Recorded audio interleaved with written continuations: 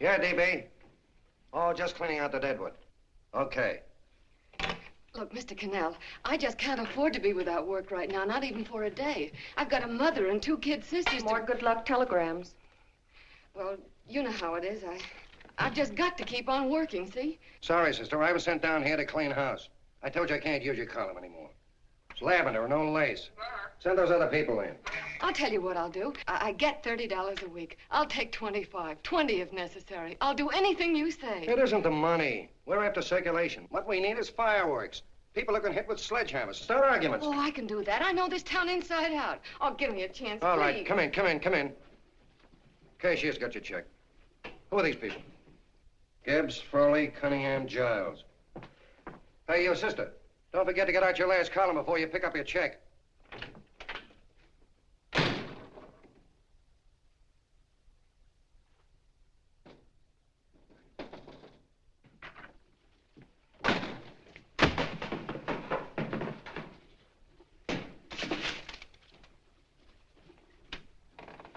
You're a couple of sticks shy in your column, man. Big rich slob like D.B. Norton buys a paper and 40 heads are chopped off. Did you get it, too? Yeah. You too? Oh, Joe. Oh, I'm sorry, darling.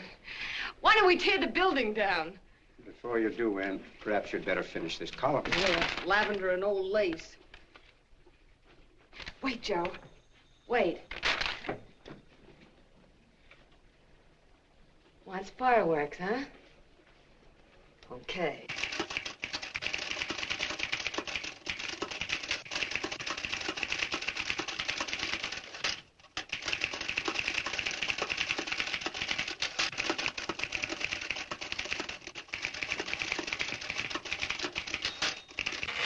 Here. Below is a letter which reached my desk this morning. It's a commentary on what we laughingly call the civilized world. Dear Miss Mitchell, 4 years ago, I was fired out of my job. Since then, I haven't been able to get another one. At first, I was sore at the state administration because it's on account of the slimy politics here we have all this unemployment. But in looking around, it seems the whole world's going to pot. So in protest, I'm going to commit suicide by jumping off the City Hall roof. Signed, a disgusted American citizen, John Doe. Editor's note, if you ask this column, the wrong people are jumping off the roofs. Hey, Ann, this is the old fakeroo, isn't it? Never mind that, Joe. Go ahead.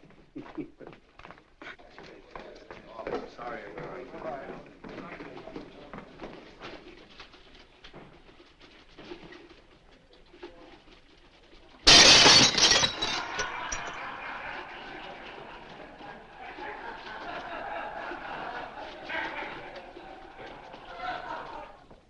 And it's because of the slimy politics that we have all this unemployment here. There it is. That's D.B. Norton's opening attack on the governor. Why, Jim, it's just a letter sent into a column. No, I can smell it. That's Norton. Good morning, gentlemen. Good morning, Governor. Morning, Governor. You're rather early. Governor, did you happen to see this in a new bulletin? Yes. I had it served with my breakfast this morning. Jim thinks it's D.B. Norton at work. Of course it is. Oh, come, Jim. That little item, D.B. Norton does things in a much bigger way. This is his opening attack on you, Governor. Take my word for it. What did he buy a paper for? Why did he engage a high-pressure editor like Connell for? He's in the oil business. I tell you, Governor, he's after your scalp. All right, Jim, all right. Don't burst a blood vessel. I'll look into it. Will you get me Spencer of the Daily Chronicle, please? Yes, I saw it, Governor. If you ask me, that's a phony letter. Why, that gagger's got whiskers on it. Okay, I'll get the mayor and maybe the Chamber of Commerce to go after them. Get Mayor Lovett on the phone. Sorry, the mayor's busy on the other phone. Yes, I know, Mrs. Brewster. It's a terrible reflection on our city. I've had a dozen calls already. Spencer of the Chronicle. Hold him. Just a minute. Yes, Mrs. Brewster. I'm listening. I insist that this John Doe man be found and given a job at once. Now, if something isn't done about it, I'll call out the whole auxiliary. Yes, and the junior auxiliary, too. We'll hold a meeting and see that it is. Yes, Spencer?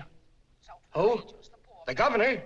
Well, what about me? It's my building he's jumping off of, and I'm up for re-election, too. What are you doing? Get Connell at the bulletin. Why, he's liable to go right past my window. Get me Connell. What was that? What? Out the window. Something just flew by. I didn't see anything. Well, don't stand there, you idiot. Go and look. Open the window. Oh, why did he have to pick on my building? Is there a crowd in the street? No, sir. Then maybe he's caught on a ledge. Look again. I think it must have been a seagull. A seagull? What's a seagull doing around the city hall? That's a bad omen, isn't it? Oh, no, sir. The seagull is a lovely bird.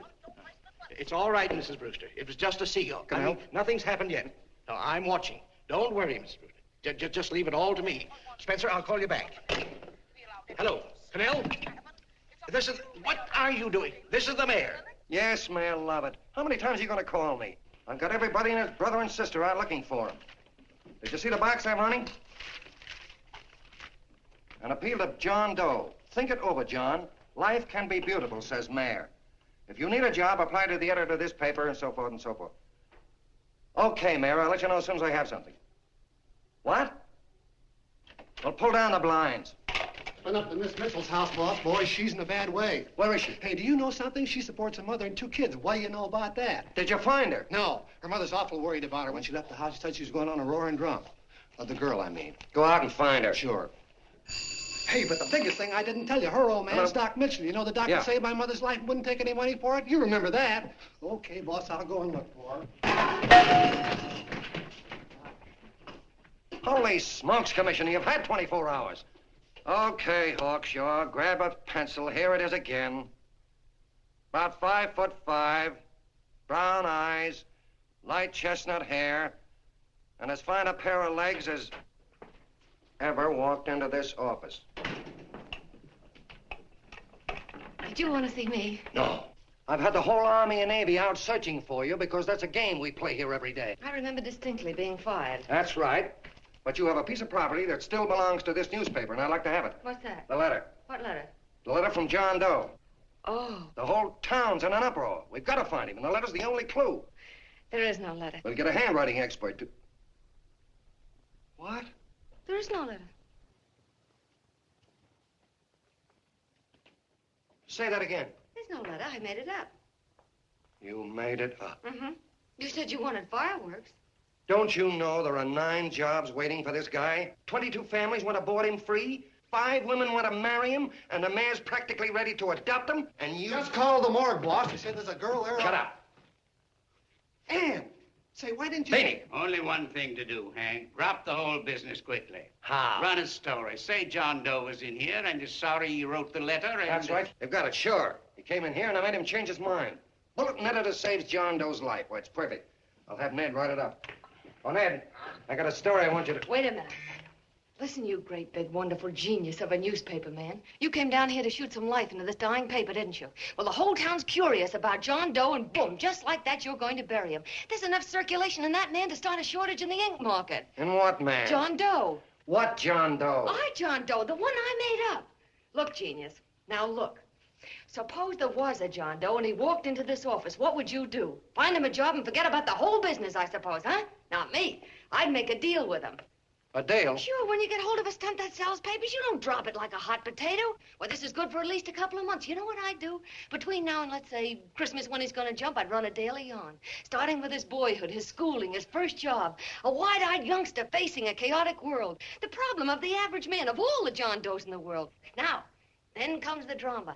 He meets discouragement. He finds the world his feet of clay. His ideals crumble, so what does he do? He decides to commit suicide and protest against the state of civilization. He thinks of the river, but no, he has a better idea. The city hall. Why? Because he wants to attract attention. He wants to get a few things off his chest, and that's the only way he can get himself heard. So? So he writes me a letter, and I dig him up. He pours out his soul to me. And from now on, we quote, I protest by John Doe. He protests against all the evils in the world. The greed, the lust, the hate, the fear. All of man's inhumanity to man. Arguments will start. Should he commit suicide or should he not? People will write in pleading with him. But no, sir. John Doe will remain adamant. On Christmas Eve, hot or cold, he goes. See? Very pretty. Very pretty indeed, Miss Mitchell. But would you mind telling me who goes on Christmas Eve? John Doe. What John Doe? The one we hire for the job, you lunkhead. Wait a minute. Let me get this through this lame brain of mine. Are you suggesting we go out and hire someone to say he's going to commit suicide on Christmas Eve? Is that it? Well, you're catching on. Who, for instance? Anybody. Beanie'll do. Why, sure. Who, me? Jump off a... Oh, no, any time at Christmas. I'm superstitious.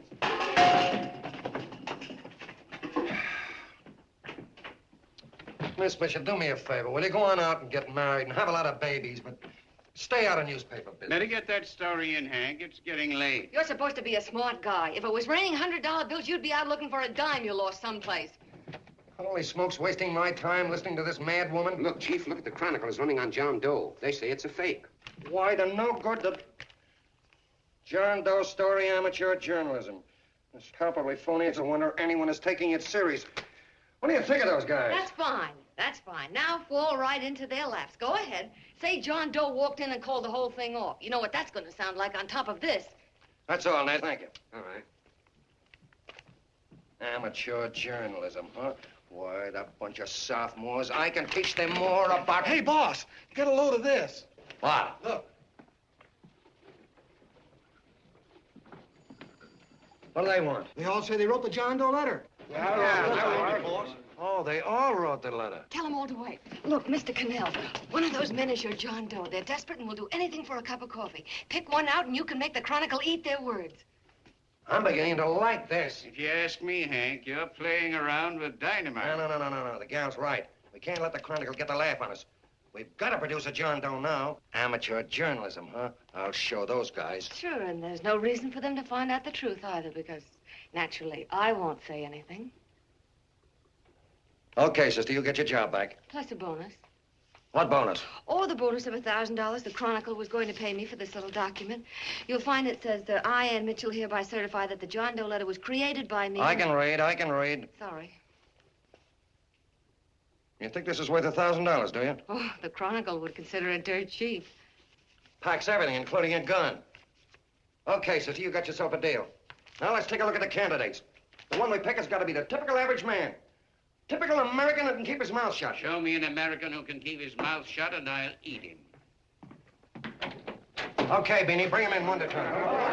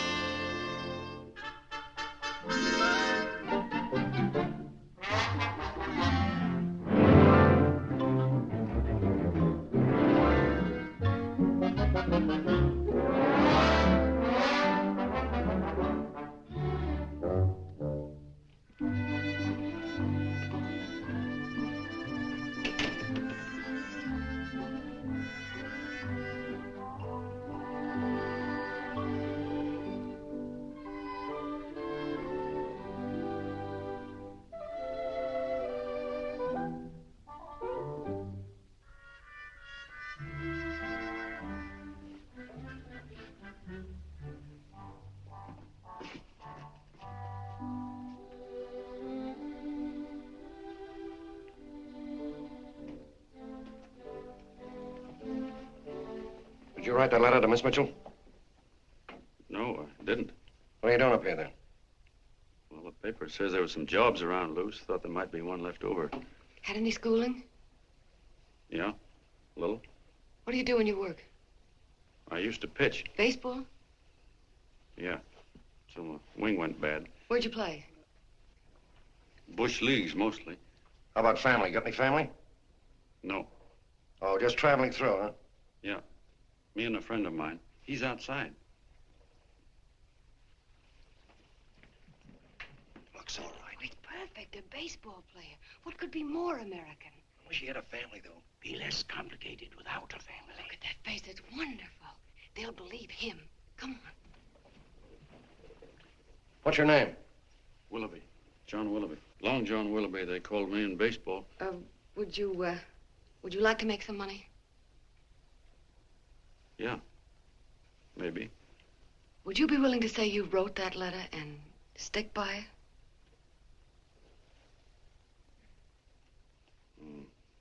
I get the idea. Yeah. Maybe. That's our man. He's made to order. I don't know. He don't seem like the kind of a guy that'd fall in line. When you're desperate for money, you do a lot of things, Mr. Connell. He's our man, I tell you. He's fainted. Get the water quickly. Hurry up, Pop. Oh. Right here, sit down. You all right? Yeah, I'm all right. How many is that, 6?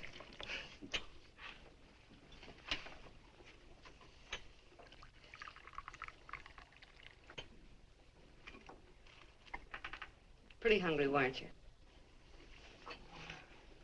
this John Doe business is batty, if you ask me. Well, nobody asked you. Trying to improve the world by jumping off buildings. You couldn't improve the world if the buildings jumped on you.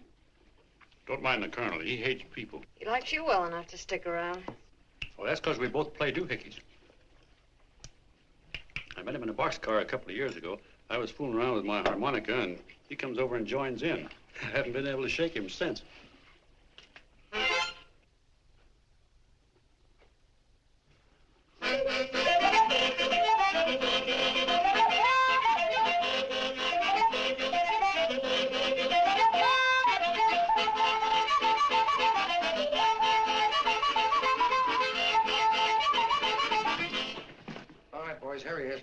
No, you can't take pictures of him like that, eating a sandwich and with a beard.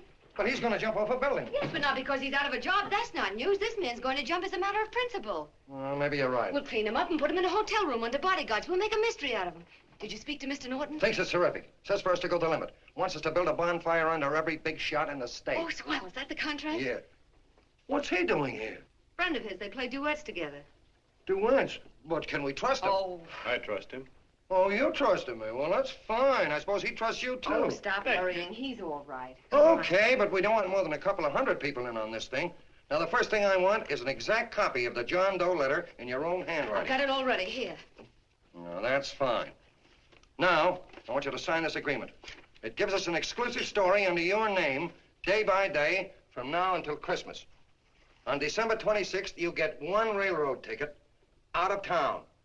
And the bulletin agrees to pay to have your arm fixed. That's what you want, isn't it? Yeah, but it's got to be by Bonesetter Brown. Okay, Bonesetter Brown goes. Here, sign it. Meanwhile, here's $50 spending money. That's fine. Beanie? Yes, boss. Take charge of him. Get him a suite at the Imperial and hire some bodyguards. Yeah, and some new clothes, Beanie. You think we better have him deloused? Yeah. Both of them? Yes, both of them, but don't let them out of your sight. Hey, Beanie, gray suit, huh? Yeah. Okay, fellas.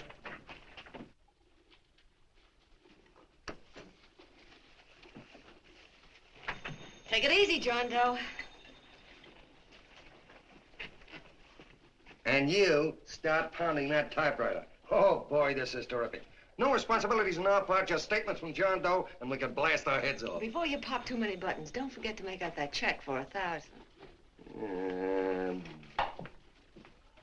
Okay, fellas, now, let me see. You sit outside the door. Nobody comes in, see? You two fellas sit in here. Hey, pretty nifty, huh? You ain't gonna get me to stay here. Sure you are. No, sir. That spot under the bridge where we slept last night's good enough for me. Say, what'll I do with this baggage? I'll stick him in the bedroom. Give me mine. I ain't staying. You know, we were headed for the Columbia River country before all this John Doe business came up. You remember that, don't you? Sure, I remember. Say, your ears popped coming up in the elevator. Mine did. All along, John. I tell you, it's no good. You're gonna get used to a lot of stuff that's gonna wreck you. Why, that $50 in your pocket's beginning to show up on you already. And don't pull that on me, neither. Stop worrying, Colonel. I'm going to get my arm fixed out of this. Hey, here's some cigars the boss sent us. Have one. Hey, Help cigars. yourself. No.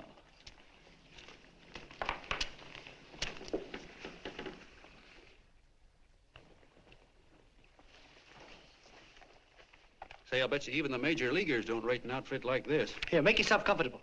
Paper? I don't read no papers, and I don't listen to radios either. I know the world's been shaped by a drunken barber, and I don't have to read it.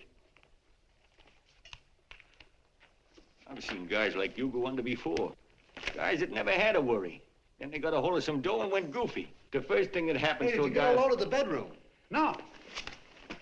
The first thing that happens to a guy like that, he starts wanting to go into restaurants and sit down at a table and eat salads and cupcakes and tea. Boy, what that kind of food does to your system.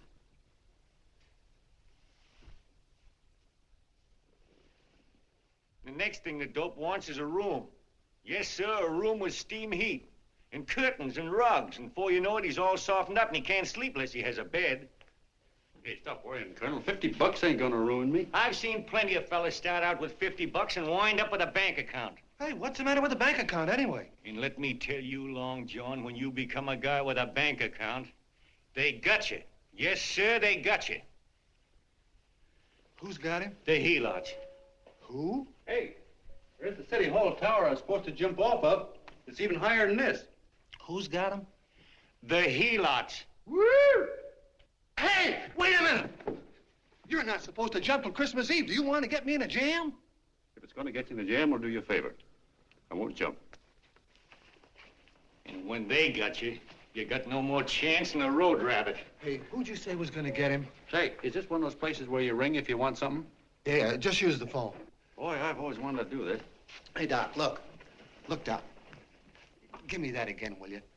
Who's going to get him? The helots. Who are they? Listen, Sucky, you ever been broke? Sure, mostly often. All right. You're walking along. Not a nickel in your jeans. You're free as the wind. Nobody bothers you. Hundreds of people pass you by in every line of business. Shoes, hats, automobiles, radios, furniture, everything. And they're all nice, lovable people. And they let you alone. Is that right? Then you get a hold of some dough, and what happens? All those nice, sweet, lovable people become helots. A lot of heels. They begin creeping up on you, trying to sell you something. They get long claws, and they get a stranglehold on you. And you squirm, and you duck, and you holler, and you try to push them away, but you haven't got a chance. They got you. First thing you know, you own things. A car, for instance. Now your whole life is messed up with a lot more stuff. You get license fees, and number plates, and gas, and oil, and taxes, and insurance, and identification cards, and letters, and bills, and flat tires, and dents, and traffic tickets, and motorcycle cops, and courtrooms, and lawyers, and fines, and a million and one other things. And what happens? You're not the free and happy guy you used to be. You gotta have money to pay for all those things. So you go after what the other fellas got. And there you are. You're a helot yourself.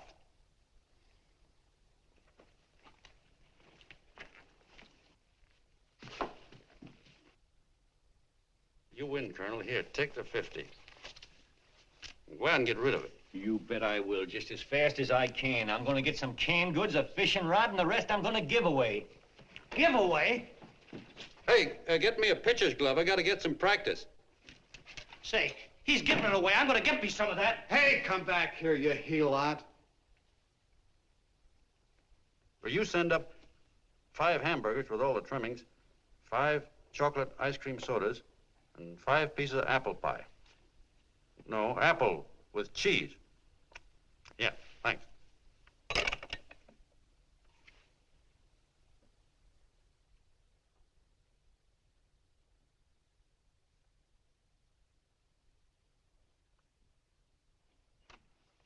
Hello there. Well, well. If it isn't the man about town. All set, Miss Anne. Oh, yes. Let's go. Let's see, we want some action in these pictures. Action? Mm-hmm. That's good. No. This man's going to jump off a roof. Oh. Here, wait a minute. Let me comb your hair. Sit down. Yeah, that's better.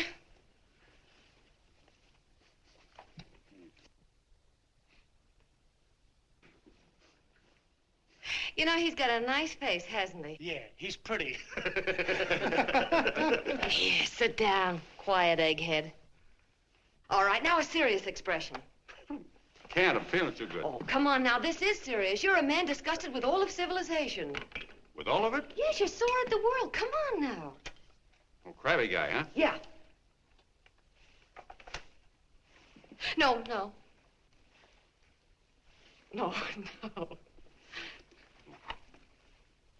No, look. You don't have to smell the world.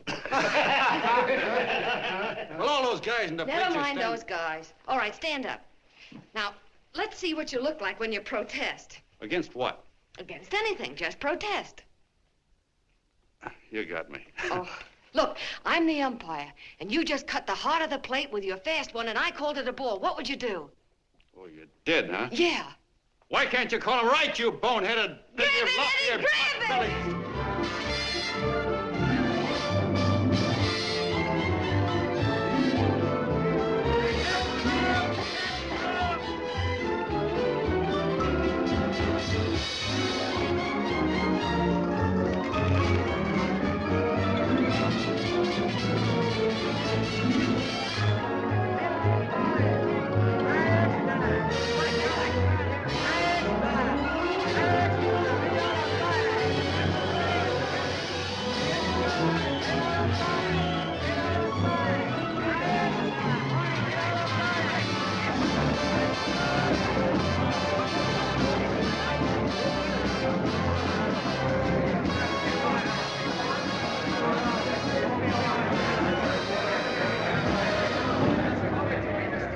I don't care whose picture they're publishing.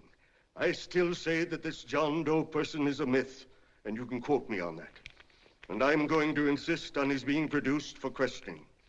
You know as well as I do that this whole thing is being engineered by a vicious man with a vicious purpose, Mr. D.B. Norton.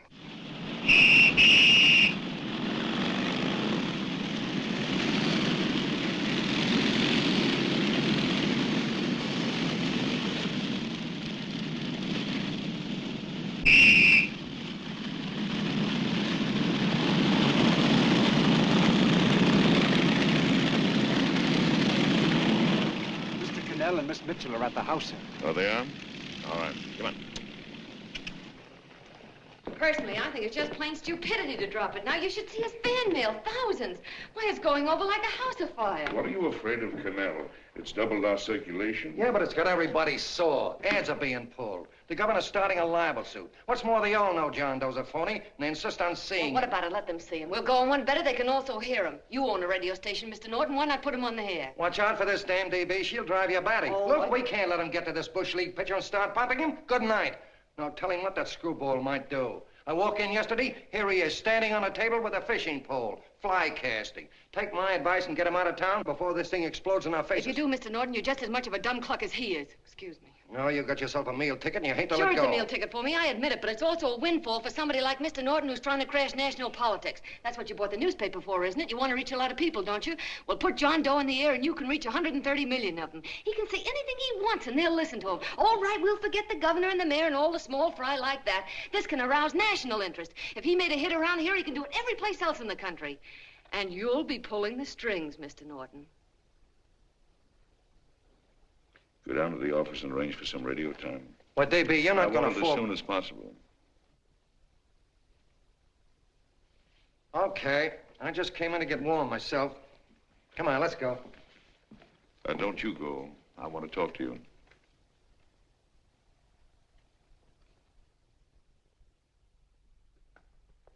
Sit down.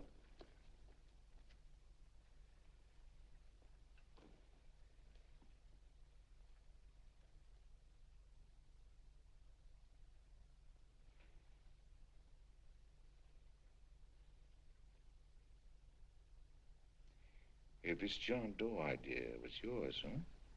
Yes, sir.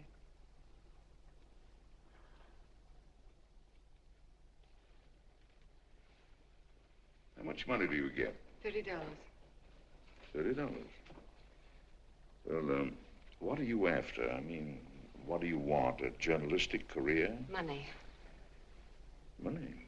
Well, I'm glad to hear somebody admit it. Do you suppose you could write a radio speech that would put that fellow over? Oh, I'm sure I can. Do it, and I'll give you $100 a week. $100? That's only the beginning. You play your cards right, and you'll never have to worry about money again. Oh, I knew it. Hello. Hello. Whenever there's a pretty woman around. This is my nephew, Ted Sheldon, Miss Mitchell. How do you do? How do you do? All right, Casanova, I'll give you a break. See that Miss Mitchell gets a car to take her home. Always reading my mind, aren't you? Thank you very much for everything. And Miss Mitchell, I think from now on you'd better work directly with me. Yes, sir.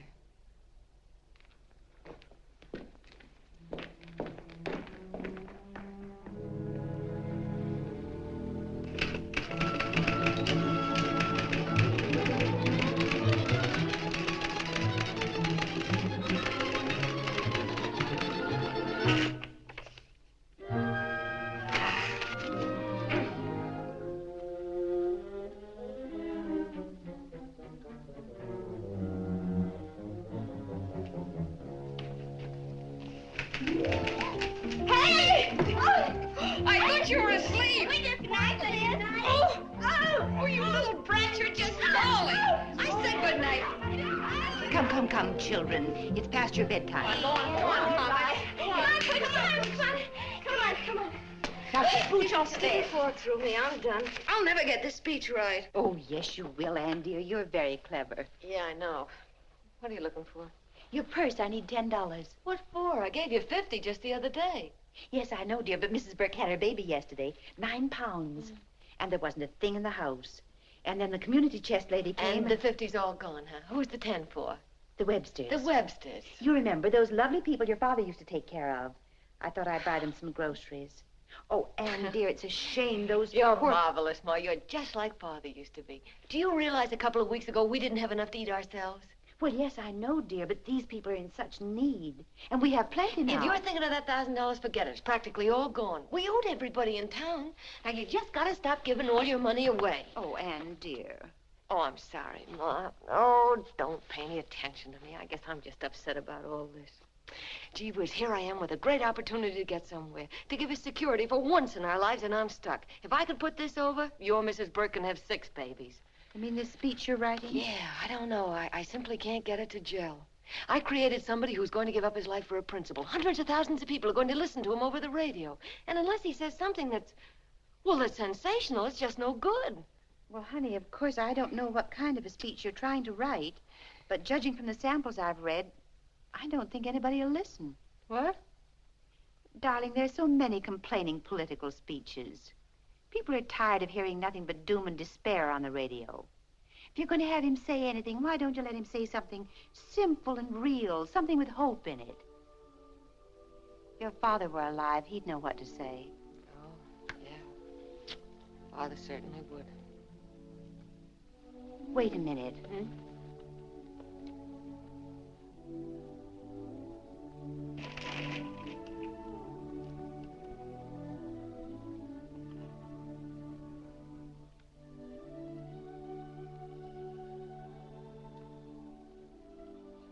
That's your father's diary, Anne. Father's... I never knew he had a diary. There's enough in it for 100 speeches. Things people ought to hear nowadays. You'll be careful of it, won't you, dear? It's always helped to keep your father alive for me. You bet I will, Ma.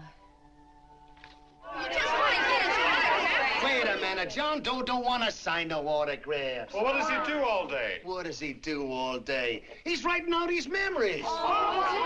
Sorry, lady, you can't see Mr. Doe. He wants to be alone. No, he just sits around all day and commutes with himself.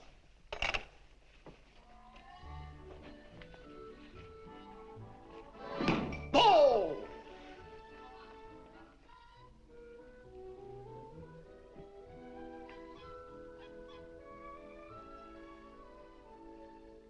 I don't know how you're going to stand it around here till after Christmas.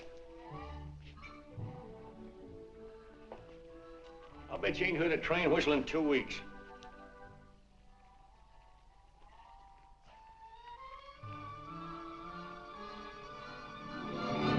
Steve, right!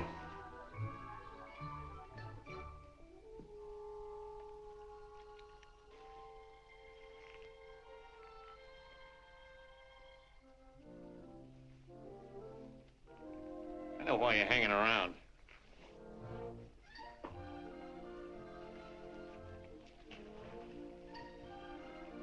You're stuck on the girl. That's all a guy needs is to get hooked up with a woman.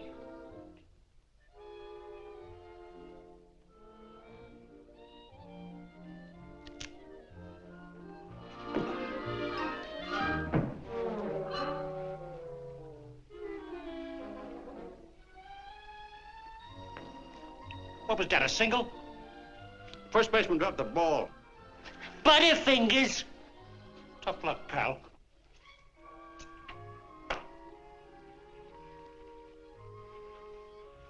Guy has a woman on his hands. First thing he knows, his life is balled up with a lot more things. Furniture and...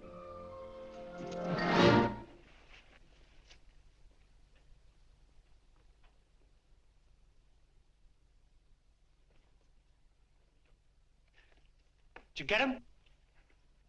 You're out. Swell. What's this, the end of the 8th? 9th.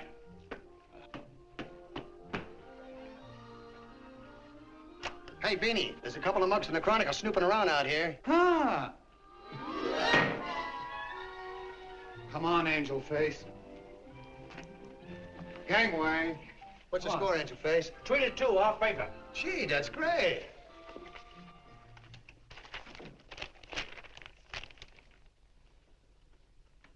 Hey, you got swell form there. Must have been a pretty good pitcher. Pretty good. Say, I was just about ready for the major leagues when I chipped a bone in my elbow. I got it pitching a 19-inning game.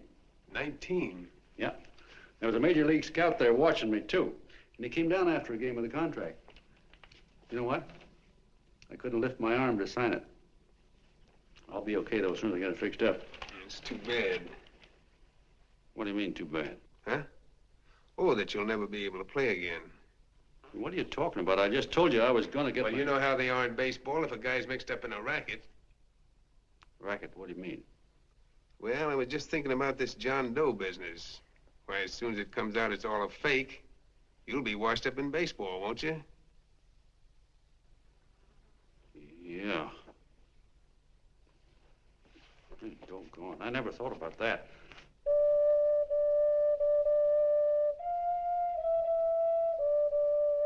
Gosh. And another thing, what about all the kids in the country? The kids that idolize ball players. What are they going to think about you? Yeah. Hey, Colonel. Did you hear that? I gotta figure some way out of this thing. Elevators are still running. I know one way you can do it. How? Well, when you get up there on the radio, all you have to do is to say the whole thing's a frame-up. Make you a hero sure as you're born.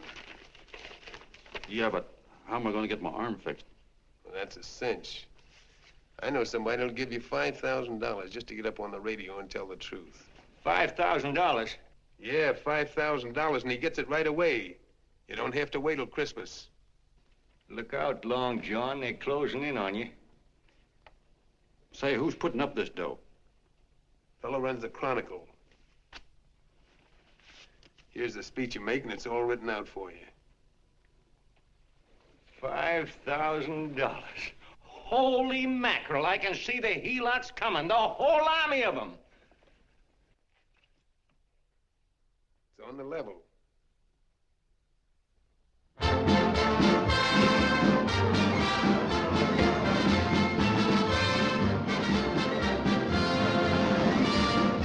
No, I'm sorry. Tickets for the broadcast are all gone. Phone the bulletin. Sorry, no more tickets left.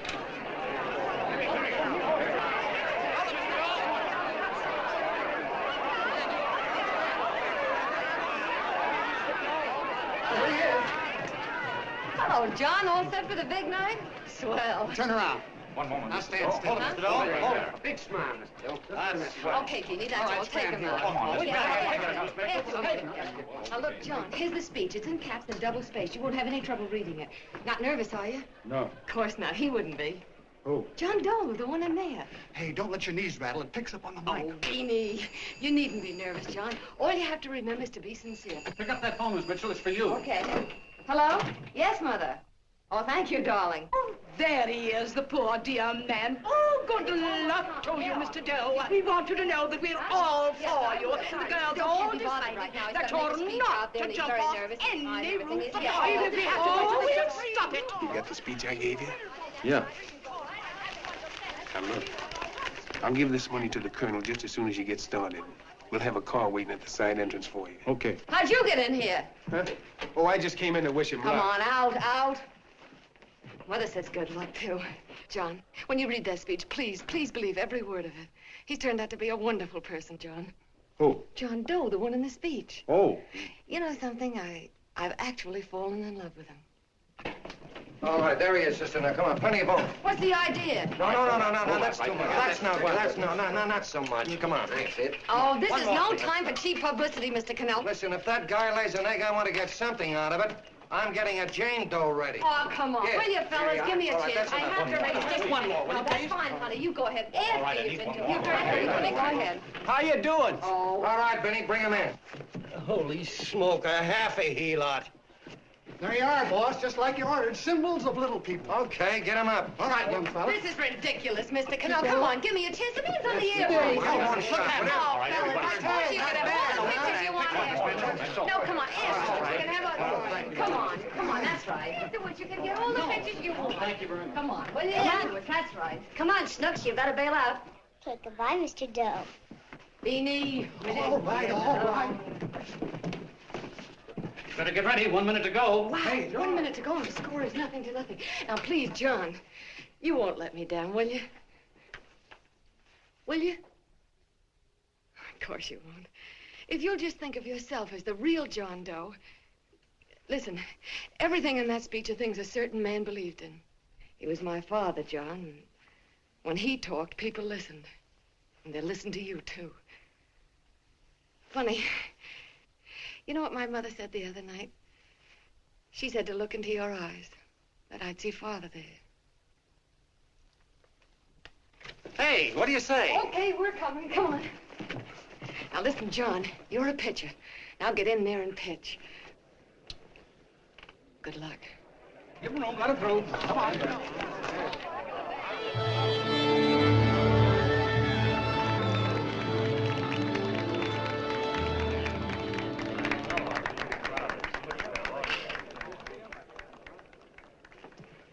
Hey, let's get out of here. There's the door right there. Hey, what are you doing here? That's what I'd like to know. Come on, out. Hey, he's a friend of mine. Never mind, let him alone. He's all right. I'll be right over there pulling for you. No, John, over here.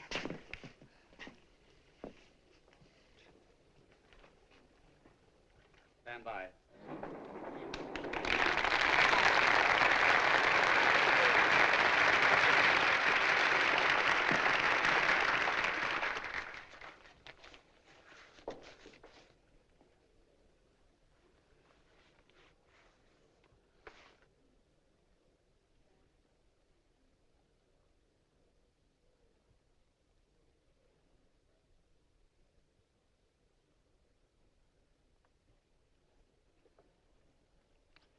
Phone the Chronicle. Tell them to start getting those extras out.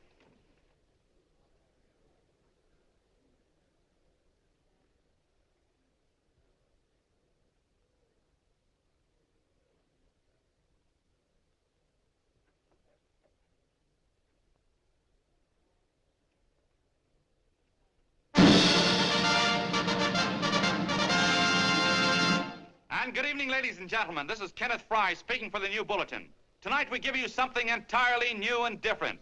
Standing beside me is the young man who has declared publicly that on Christmas Eve he intends to commit suicide, giving as his reason, quote, "I protest against the state of civilization," end quote. Ladies and gentlemen, the New Bulletin takes pleasure in presenting the man who is fast becoming the most talked of person in the whole country, John Doe.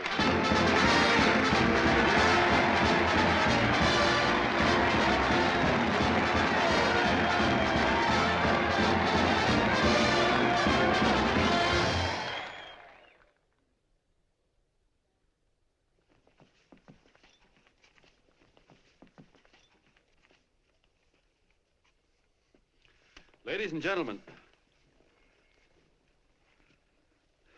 I am the man you all know as John Doe. I took that name because it seems to describe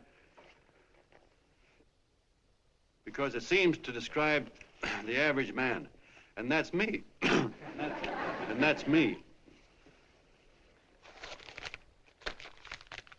Well, it was me before I said I was going to jump off the city hall roof at midnight on Christmas Eve. Now I guess I'm not average anymore. Now I'm getting all sorts of attention. From big shots, too. We've been double-crossed. The mayor and the governor, for instance. They don't like those articles I've been writing. You're an imposter, young fella. That's a pack of lies you're telling. Who wrote that speech for you? Benny, get that guy. Hey, Ken.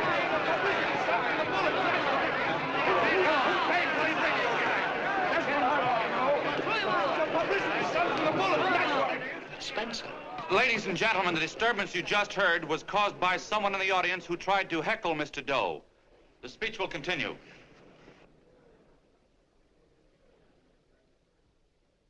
Well, people like the governor and that fella there can stop worrying. I'm not going to talk about them. I'm going to talk about us, the average guys, the John Does. If anybody should ask you what the average John Doe is like, you couldn't tell him because he's 1,000,001 things. He's Mr. Big and Mr. Small. He's simple and he's wise. He's inherently honest, but he's got a streak of larceny in his heart. He seldom walks up to a public telephone without shoving his finger into the slot to see if somebody left a nickel there.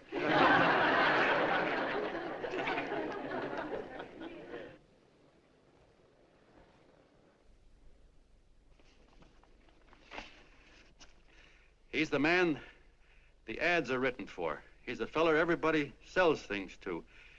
He's Joe Doe, the world's greatest stooge and the world's greatest strength.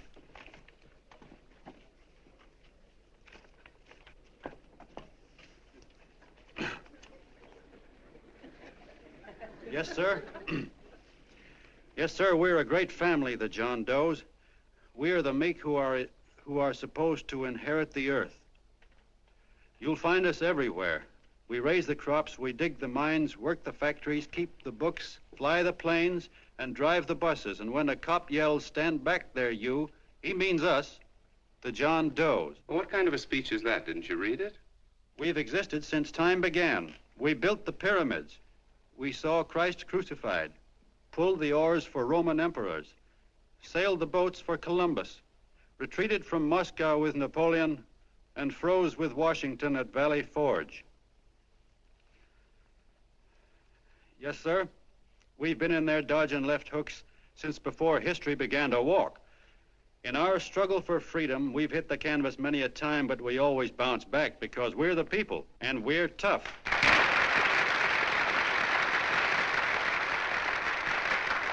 They've started a lot of talk about free people going soft, that we can't take it. That's a lot of hooey. A free people can beat the world at anything, from war to tiddlywinks, if we all pull in the same direction.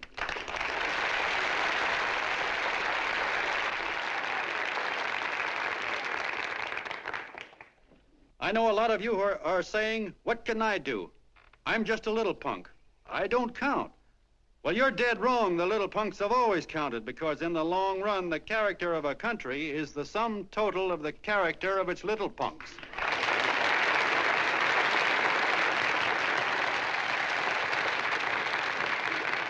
But we've all got to get in there and pitch. We can't win the old ball game unless we have teamwork. And that's where every John Doe comes in. It's up to him to get together with his teammate. And your teammate, my friends, is the guy next door to you. Your neighbor. He's a terribly important guy, that guy next door. You're going to need him, and he's going to need you, so look him up. If he's sick, call on him. If he's hungry, feed him. If he's out of a job, find him one. To most of you, your neighbor is a stranger, a guy with a barking dog and a high fence around him. Now, you can't be a stranger to any guy that's on your own team. So tear down the fence that separates you. Tear down the fence, and you'll tear down a lot of hates and prejudices. Tear down all the fences in the country, and you'll really have teamwork.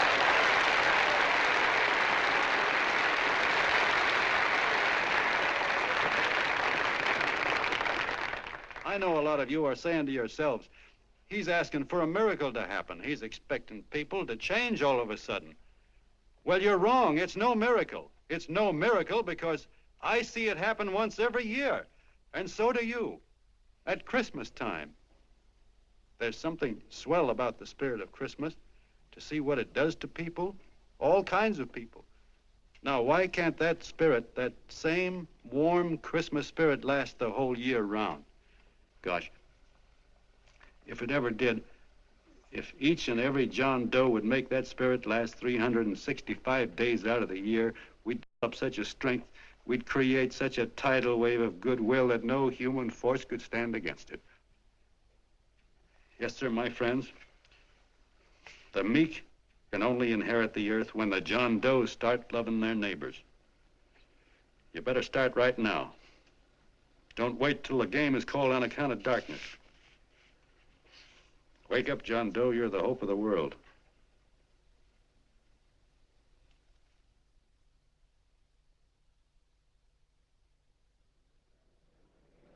John, you were wonderful.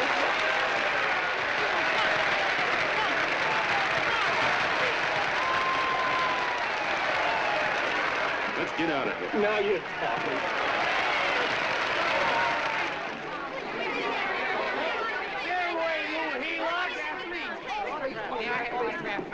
Please, hey!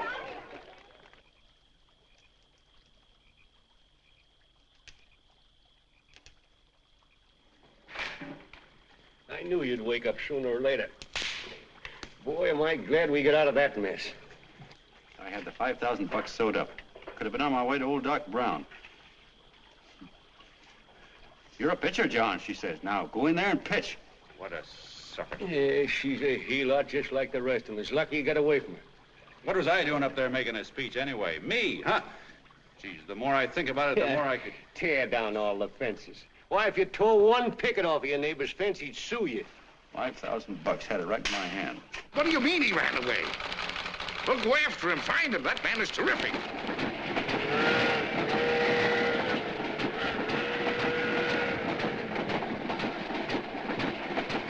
Columbia River, here we come.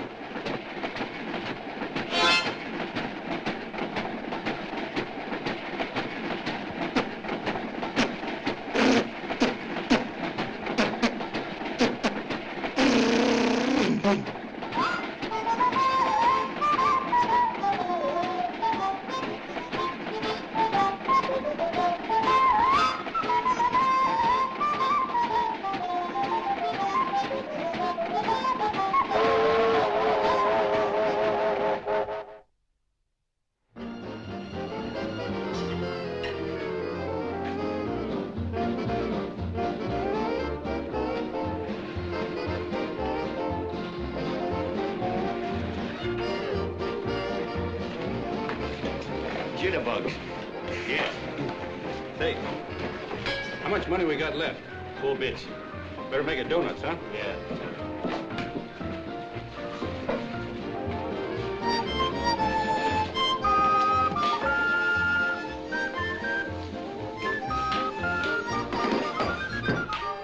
What'll it be, gents?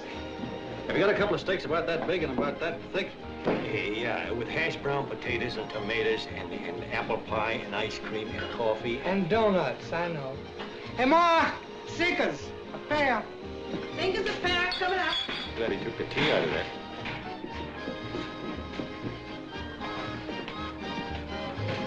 Hey, look. Join the John Doe Club. John Doe Club?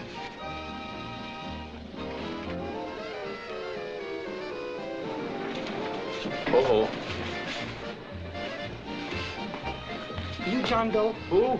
John Doe. Ah, you need glasses, buddy. Oh, but gee, it's a spitting image of John Doe. Yeah, but his name is Willoughby. Oh, John Willoughby. I'm a baseball player. Sure. Oh, no, I'd know that voice anyway. You can't kid me. You're John Doe. Hey, Ma! Ma! That's John Doe. John Doe? Yeah, sitting right there, big as life. Who'd you say it was? John Doe, the big guy there. Pictures in the paper. That's John Guy. John Doe. John Doe.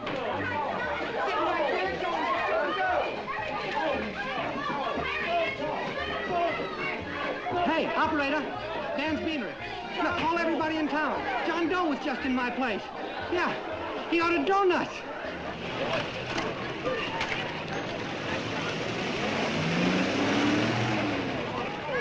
John Doe. Let's see John Doe. Come on.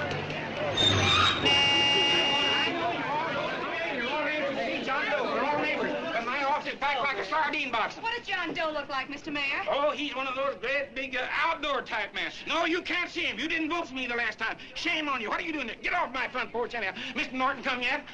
Oh, well, I wonder where he's at. What's keeping him? He should have been here 15 minutes ago. Oh, there it comes now. Now, everybody on your dignity. Don't do anything to disgrace us. A little town, but we got to show off. Better let me talk to him. All right, but present it to him as a great cause for the common man. Ah, here they come. Now, give him room down there. Give him room, folks. Come on now. Come on. Here they come. Here they come. Here's Mr. Norton. How do you do, Mr. Norton? I'm Mayor Hawkins. Here's Mr. Norton. Let me go, you darn fool. I'm the mayor. Mr. Norton. Mr. Norton. Mr. Norton. I'm Mayor Hawkins. Your office telephoned me to hold him. Well, that's fine. How is he? Oh, he's fine. He's right in my office there. You know, it's a big honor having John Doe here, and you too. Haven't had so much excitement since the old city hall burned down. People are so excited and their tourists clothes off. Oh, Matilda, darling, phone the newspapers, tell them Mr. Norton's here. Step right inside, Mr. Norton. My office. Very comfortable here, Mr. Norton. Just had it air conditioned. Gangway, please. Make room for Mr. Norton. Gangway. Gangway.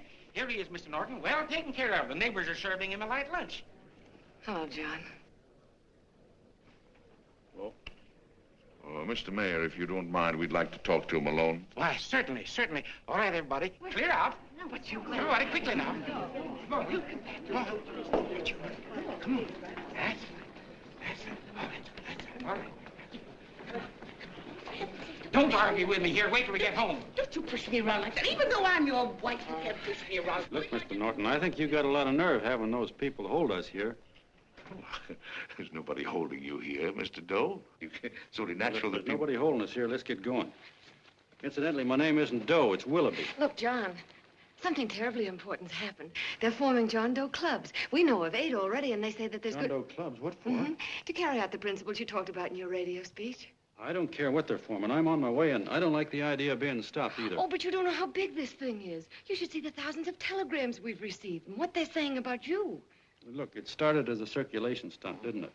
Well, you got your circulation. Now, why don't you let me alone? Oh, it started as a circulation stunt, but it isn't anymore. Mr. Norton wants to get back of it and sponsor John Doe clubs all over the country. He wants to send you on a lecture tour. Me? Uh-huh. Well, certainly, with your ability to influence people, it might grow into a glorious movement. Say, let's get something straight here. I don't want any part of this thing. If you got an idea I'm going around lecturing at people, why, you're crazy. Baseball's my racket, and I'm sticking to it. Come on, Colonel, let's get out of here. John, please. I just got rid of one crowd. Oh, but please, Mr. Mayor, tell him the John Doe Club wants to talk to him. Let them in, Mr. Mayor. Let them come in. Okay, folks, but remember your manners. No stampeding. Walk slow, like you do when you come to pay your taxes.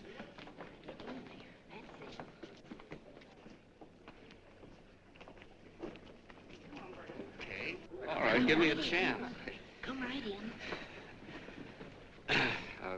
My name's Bert Hansen, Mr. Doe. I'm the head soda jerker at Schwabacker's drugstore. Well, sir, you see, me and my wife, we heard your broadcast, and we got quite a bang out of it, especially my wife. Kept me up half the night saying, that man's right, honey. The trouble with the world is nobody gives a hoot about his neighbor. That's why everybody in town's sore and cranky at each other. And I kept saying, well, that's fine, but how's a guy gonna go around loving the kind of neighbors we got? Old Sourpuss, for instance. You see, Sourpuss Smithers is a guy lives all alone next door to us. He's a cranky old man that runs a second-hand furniture store. We haven't spoken to him for years. I always figured he was an ornery old gent that hated the world because he was always slamming his garage door and playing the radio so loud he kept half the neighbors up. Well, anyway, the next morning, I'm out watering the lawn, and I look over, and there's Sourpuss on the other side of the hedge straightening out a dent in his fender. And my wife yells to me out the window. She says, go on, speak to him, Bert. And I figured, well, heck, I can't lose anything, so I yelled over to him, good morning, Mr. Smithers. He went right on pounding his fender. Was I burned? So I turned around to give my wife a dirty look, and she said, louder, he didn't hear you. So in a voice you could have heard in the next county, I yelled, good morning, Mr. Smithers. Well, sir, you could have knocked me over with a feather. Old Sourpuss turned around, surprised-like, and he put on a big smile, came over and took my hand like an old lodge brother, and he said, good morning, Hanson. I've been wanting to talk to you for years, only I thought you didn't like me. And then he started chatting away like a happy little kid, and he got so excited his eyes all... Well, Mr. Doe, before we got through, I found out Smithers is a swell egg, only he's pretty deaf, and that accounts for all the noises. And he says it's a shame how little we know about our neighbors. And then he got an idea, and he said, how's about inviting everybody someplace where we can all get together and know each other a little better? Well, I'm feeling so good by this time, I'm ripe for anything, so Smithers goes around the neighborhood inviting everybody to a meeting at the schoolhouse, and I tell everybody that comes in the store, including Mr. Schwabacker, my boss. I'm talking too much. Well, I'll be doggone if over 40 people don't show up. Of course, none of us knew what to do, but we sure got a kick out of seeing how glad everybody was just to say hello to one another. Tell him about making Sourpuss chairman. Oh, yeah, we made Sourpuss chairman and decided to call ourselves the John Doe Club. And say, incidentally, this is my wife. Come here, honey. This is my wife, Mr. Doe. How do you do, Mr. Doe? Sourpuss is here, too. Oh, is he? Yes. This is Sourpuss, or excuse me, Mr. Smithers, Mr. Doe. That's all right. If you didn't call me Sourpuss, it wouldn't feel natural. Well, anyway, I guess nearly everybody in the neighborhood came except the Delaney's. The Delaney's live in a big house with an iron fence around it, and they always keep their blinds drawn. And we always figured that he was just an old miser that sat back counting his money, so why bother about inviting him? Until Grimes, the milkman, spoke up, and he said, say, you've got the Delaney's all wrong. And then he tells us about how they canceled their milk last week, and how when he found a note in the bottle, he got kind of curious-like, and he sort of peeked in under the blinds and found the house was empty. If you ask me, he says, they're starving. Old man Delaney has been bringing his furniture over to my place at night, one piece at a time, and selling it. Yeah. And, well, sir, a half dozen of us ran over there to fetch him, and we brought him to the meeting. And what a reception they got. Why, everybody shook hands with him and made a fuss over them, and, well, finally, Mr. and Mrs. Delaney just sat right down and cried. And then we started to find out about a lot of other people. Yeah, sure. Well, you know Grubel, for instance. Grubel's here. See? Yeah, that's a... Of course, you don't know Grubel, but he's the man that everybody figured was the worst no-account in the neighborhood because he was living like a hermit and nobody would have anything to do with him. That isn't Little Murphy. The postman told us the truth. Why, Grubel, he says, he lives out of garbage cans because he won't take charity, because it'd ruin his self-respect, he says. Just like you said on the radio, Mr. Doe.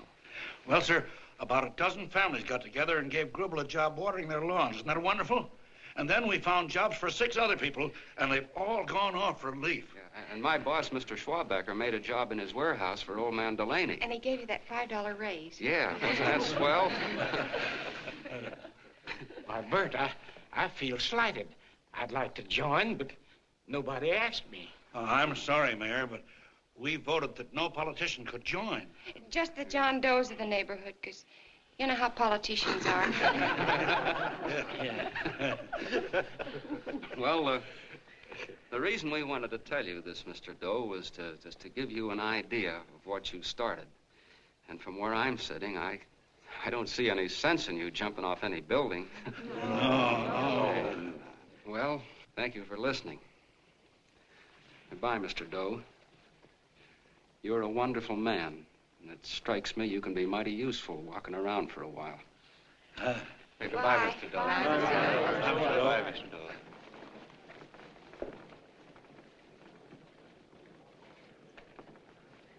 I'm Mrs. Delaney, Mr. Doe, and God bless you, my boy.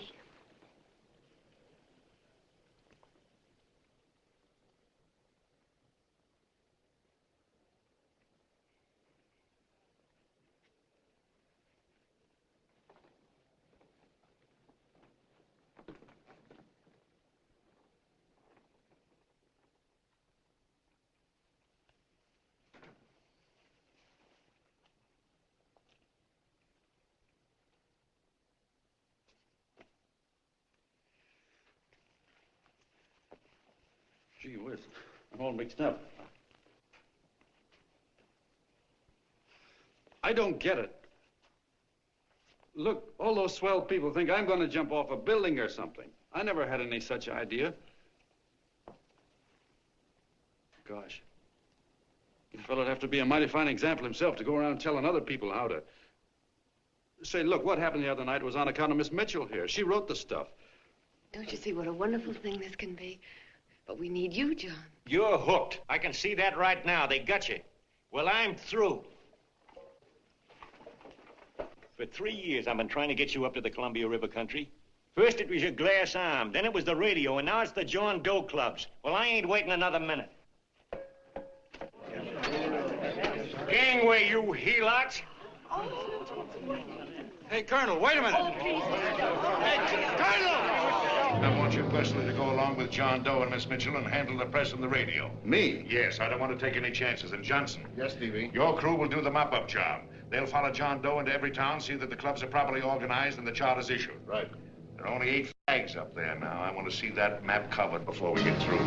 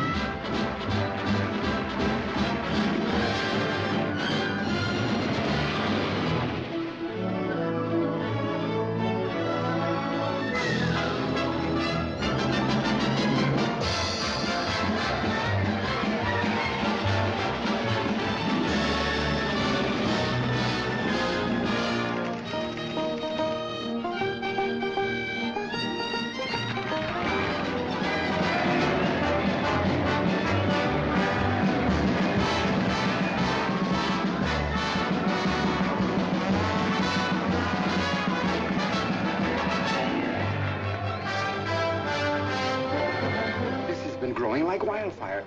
If they made demands, I'd understand it. But the John Does ask for nothing. People are going off relief. If this keeps up, I'll be out of a job. As soon as it gets strong enough, we'll find out what John Doe wants. 30 every Thursday, 60 at 60. Who knows what? I'm sorry, boss. They just won't let anybody talk politics to them. It's crazy. We've got to get to them. They represent millions of voters.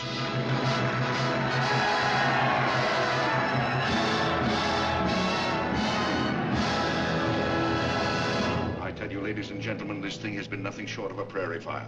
We've received so many applications for charters to the John Doe clubs, we haven't been able to take care of them. I'd hate to have that many pins stuck in me. This John Doe convention is a natural. It's going to put our city on the map. Why, over 2,400 John Doe clubs are sending delegates. Can you imagine that? You, Mr. Mayor, will be the official host. You will make the arrangements for decorating the city, parades, and a reception for John Doe when he gets home. And don't wear your high hat.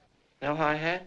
No high hat. And from you, Connell, I want a special John Doe edition every day until the convention is over.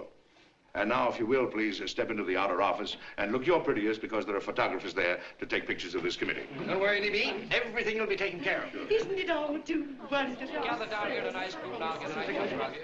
Oh, Mr. Mayor, would you step down in front row, please? You ladies get close to him. That's it. Well, I don't get it. Get what? Look, D.B., I'm supposed to know my way around. This John Doe movement has cost you a fortune. Now, this convention is going to cost plenty. Well? Well, I'm stuck with 2 and 2, and I'm a sucker if I can make 4 out of it. Where do you come in? You'll have the satisfaction of knowing that my money has been spent for a worthy cause.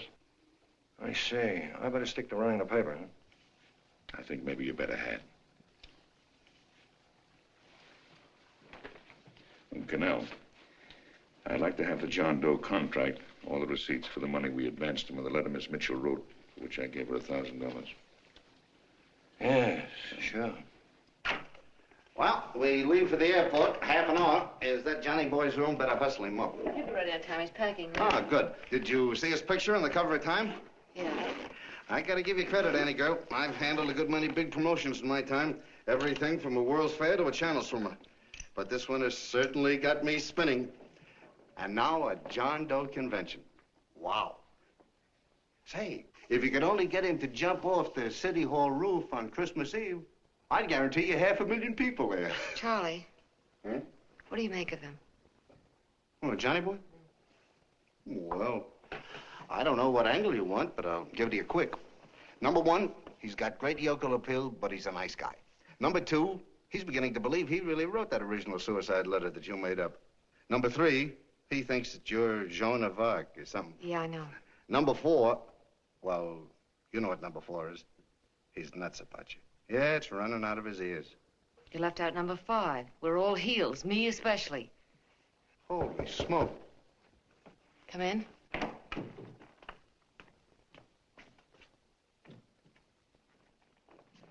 Small pack. Good. I'll go and get Beanie Boy. Okay, Charlie boy.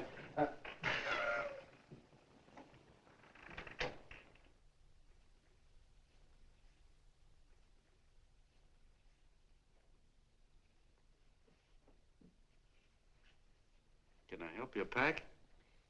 No, thank you.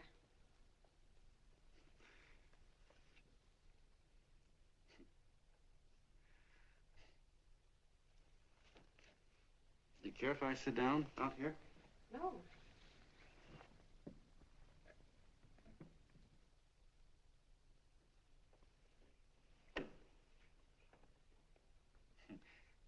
You know, I had a crazy dream last night. It was about you. About me? Sure was crazy. I dreamt I was your father.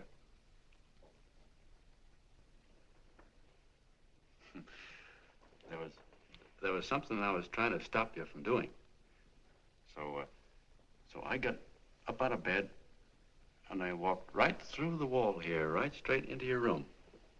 You know how dreams are. And there you were in bed. But you're a little girl, you know, about 10.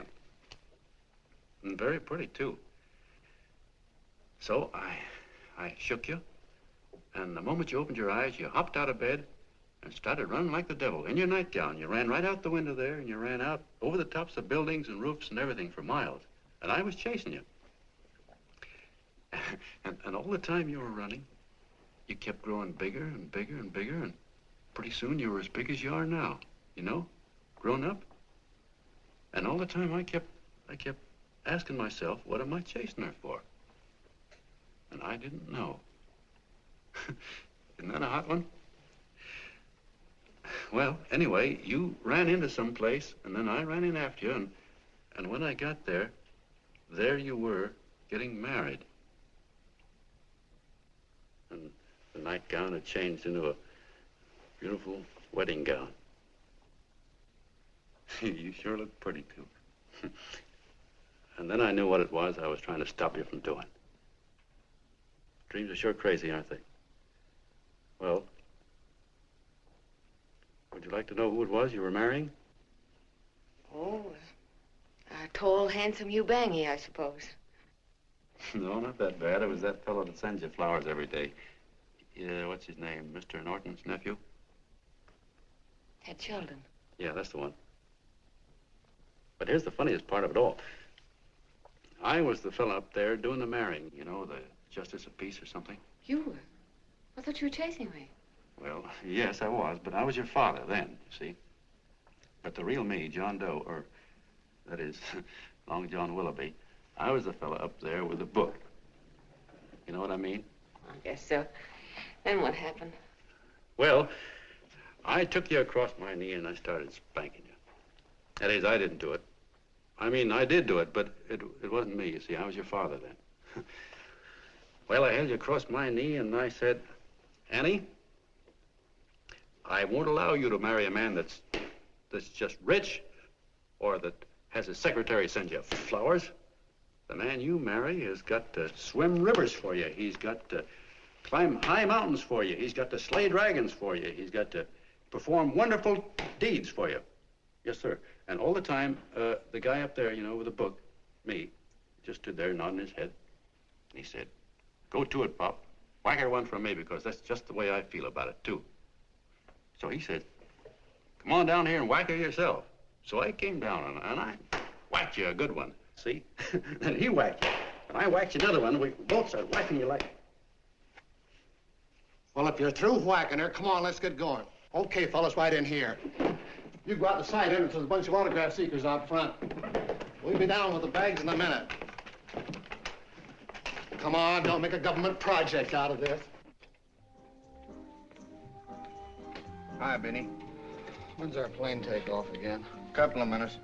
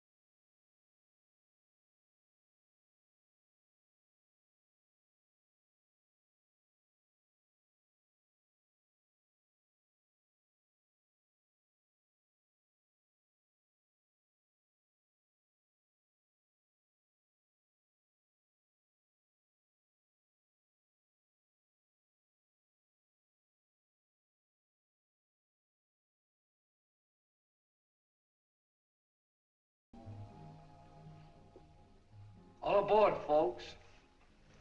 Yeah, that's true. Oh, somebody else sitting here? No, that's your seat. And this is your coat. Mine? A little token of appreciation. Oh, it's beautiful, D.B. Well, I don't quite know what to say. Well, don't say anything at all. Just sit down. Oh. Go ahead, open it.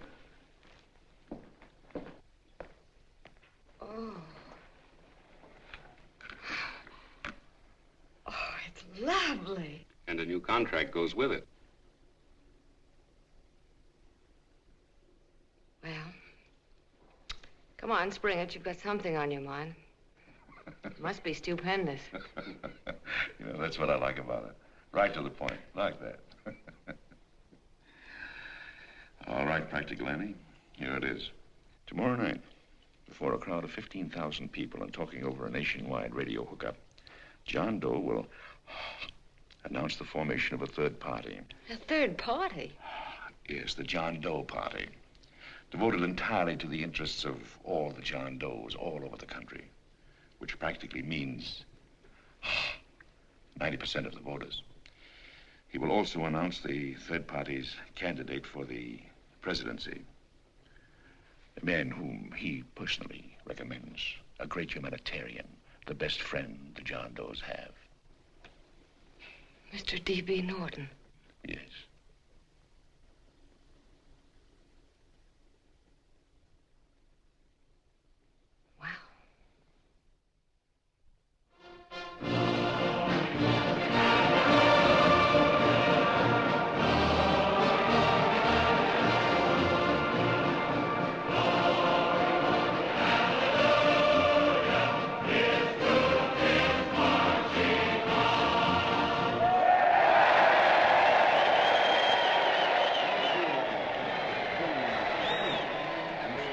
And although the opening of the convention is hours off, the delegates are already pouring into the ballpark by the droves, with lunch baskets, banners, and petitions asking John Doe not to jump off any roof. No matter how you look at it, it's still a phenomenal movement.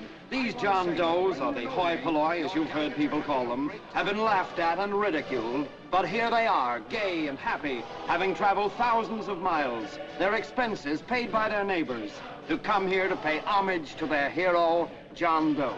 And in these days of wars and bombings, it's a hopeful sign that a simple idea like this can sweep the country. An idea based on friendliness, on giving and not taking, on helping your neighbor and asking nothing in return. And if a thing like this can happen, don't let any of your grumbling friends tell you that humanity is falling apart. This is John B. Hughes, signing off now and returning you to our main studio until 9 o'clock, when the convention will officially open. Oh, John, come in. Say, I'm kind of... It's raining out a little. That's all right. It's good to see you. Sit down. Thanks.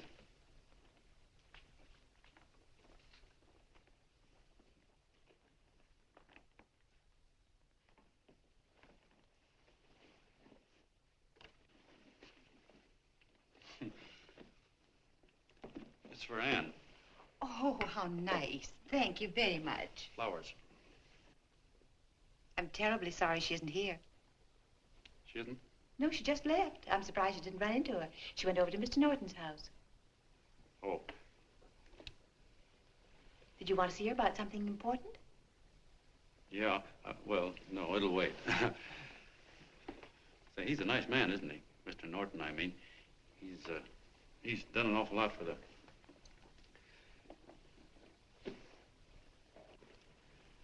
Well, say, my coat's pretty wet.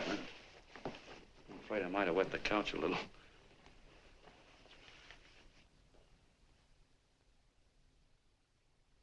Well, I guess I'll see her at the convention later. Yes, of course. I'll see that she gets the flowers. Thanks. Good night, Mrs. Mitchell. Good night, John.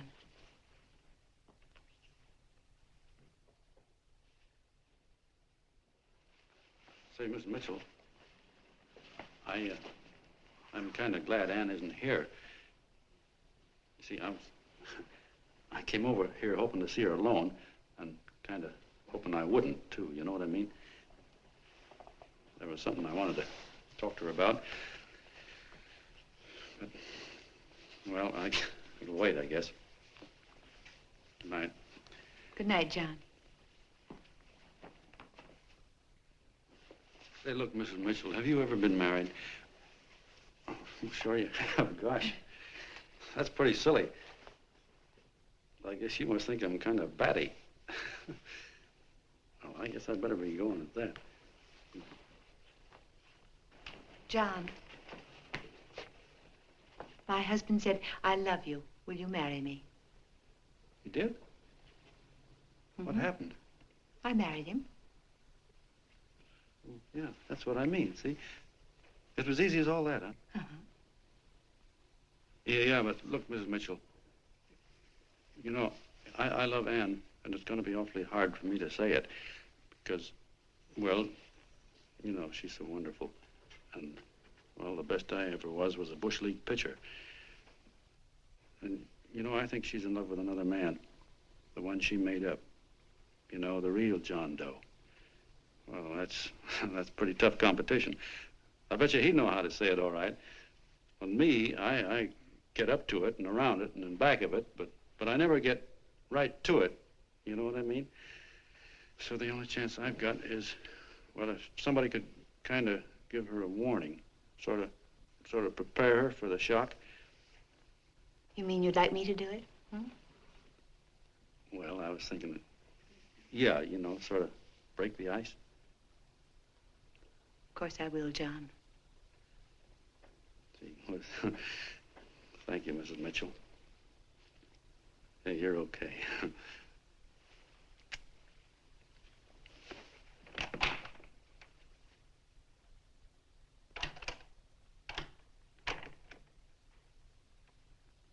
This John Doe meeting is going to be one of the biggest things that ever happened. Why, they're coming from all over. Trains, boxcars, wagons.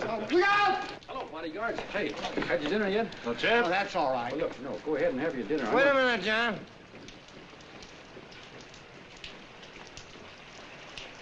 Hello, Mr. Connell. How are you, John? John, I want to have a little talk with you. What's the matter? Are you falling? Come here. Hey, boss. Oh, quiet. Say, tell me something. Did you read the speech you're going to make tonight? No, I never read the speeches before I make them. I get more of a kick out of it that way. Uh-huh. It's just exactly what I thought. Beanie, go on down to the old pop to give you the speech. There's a copy on my desk. Gee whiz, boss, you know Mr. Norton told me not to leave him, not even for a minute. Go on. We'll be at Jim's bar up the street. You're a nice guy, John. I like you. You're gentle. I always like gentle people. Me, I'm hard and tough. I got no use for hard people. Gotta be gentle to suit me. Like you, for instance.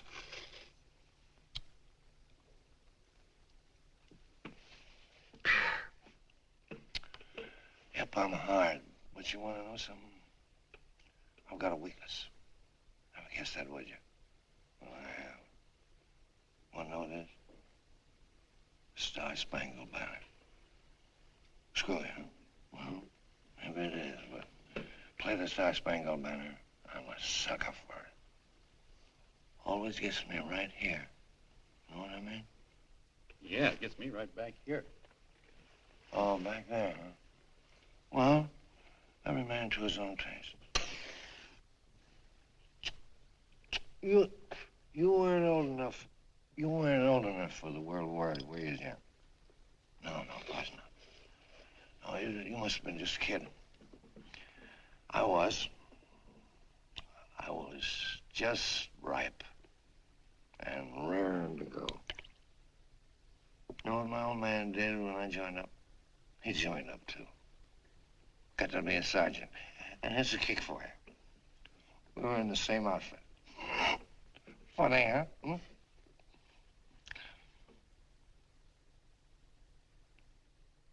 He was killed, John. I saw him get it. I was right there, and I saw it with my own eyes.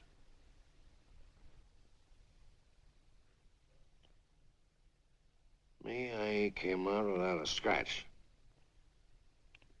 That is, excepting my ulcers.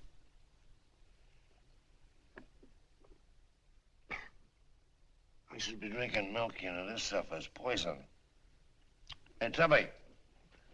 Yes, Mr. Connell? What do you say, huh? All right. Yep, I'm a sucker for this country. I'm a sucker for the Star-Spangled Banner, and I'm a sucker for this country. I like what we got here. I like it. A guy can say what he wants and do what he wants without having a bayonet shoved through his belly. And that's all right, isn't it? You betcha. Yeah. Well, we don't want anybody coming around changing it, do we? No, sir. No, sir. And when they do, I get mad. I get boiling mad. And right now, John, I'm sizzling. I get mad for a lot of other guys besides myself. I get mad for a guy named Washington, and a guy named Jefferson, and Lincoln. Lighthouses, John. Lighthouses in a foggy world. You know what I mean? Yeah, you bet. Listen, pal. This fifth column stuff is pretty rotten, isn't it? Yeah, it certainly is. And you'd feel like an awful sucker if you found yourself marching right in the middle of it, wouldn't you? You. Of course, you wouldn't know it because you're gentle. But that's what you're doing. You're mixed up with a skunk, my boy. A no-good, dangerous skunk. Say, you're not talking about Mr. Norton, are you? I'm not talking about his grandfather's pet poodle. You must be wrong, Mr. Connell. Because he's been marvelous about the John Doe clubs. Yeah? Say, you're sold on this John Doe idea, aren't you? Sure. Sure. I don't blame you. So am I. It's a beautiful miracle. A miracle that can only happen right here in the good old USA. And I think it's terrific. What do you think of that? Me, hard-boiled Connell, and I think it's plenty terrific. All right. Now, supposing a certain unmentionable worm whose initials are DB was trying to use that to shove his way into the White House so he could put the screws on, so he could turn out the lights in those lighthouses. What would you say about that, huh? Nobody's going to do that, Mr. Connell. They can't use the John Doe clubs for politics. That's the main idea. Is that so? Then what's a big political boss like Hammer doing in town? And a labor leader like Bennett? And a lot of other big shots are up at DB's house right now. Wolves, John. Wolves. Waiting to cut up the John Does. Wait till you get a gander at the speech you're going to make tonight. You're all wet. Miss Mitchell writes those speeches. Nobody can make her write that kind of stuff. They can't, huh? Who do you think writes them? My Aunt Emma? I know she writes them. And gets a big bonus for doing them, too. A mink coat and a diamond bracelet. Don't write them. Why, that gold-grabbing dame would double-cross her own mother for a handful of Chinese yen. Shut up. If you weren't drunk, I'd... Hey, boss. Here's the speech, boss. Hey. Go on and read it, John, and then start sucking. Hey, wait a minute, Mr. Doe. Tubby? Yes, sir. Better bring me a glass of milk. I'm smoking too much. Yes, Charlie? Got everything all set? Fine. John Doe been taken care of? Good. How many people do you think will be there? 15,000? Oh, my, that's fine. Now, listen, Charlie. As soon as John Doe stops talking about me, I want you to start that demonstration. And make it a big one, you understand? Don't worry about that, DB. My boys are there. They'll take care of it. What? Yes, I'll be there 15 minutes after I get your call. Why, Mr. Doe. Where are they? In the dining room, sir.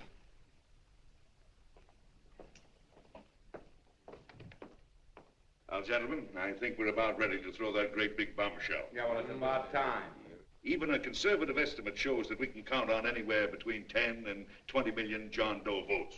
Now, add to that the labor vote that Mr. Bennett will throw in, and the votes controlled by Mr. Hammett and the rest of you gentlemen in your own territories, and nothing can stop us. As I said before, I'm with you, providing you can guarantee the John Doe vote. Don't worry about that. You can count on me on one condition. Little Bennett's got to be taken care of. Didn't I tell you that everybody in this room would be taken care of? My agreement with you gentlemen stands. I'm with you, D.B., but I still think it's a very daring thing we're attempting. These are daring times, Mr. Barrington. We're coming to a new order of things. There's too much talk been going on in this country. Too many concessions have been made. What the American people need is an iron hand. You're right. That's true. You're quite right, D.B. Discipline. Right. And now, may I offer a little toast to Miss Ann Mitchell, the brilliant and beautiful lady who is responsible for all this. Miss Mitchell. Mr. Norton, I'd like to talk to you alone for a minute. Oh, Miss Mitchell has something to say to us. Please.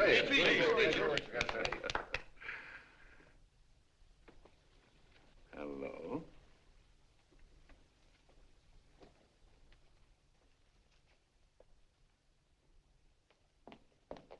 John, I'm so glad to see you. I was terribly worried. Did you write this? Yes, I did, John, but I had no idea what was going on. You didn't? No. That's a swell bracelet you're wearing. John, why aren't you at the convention?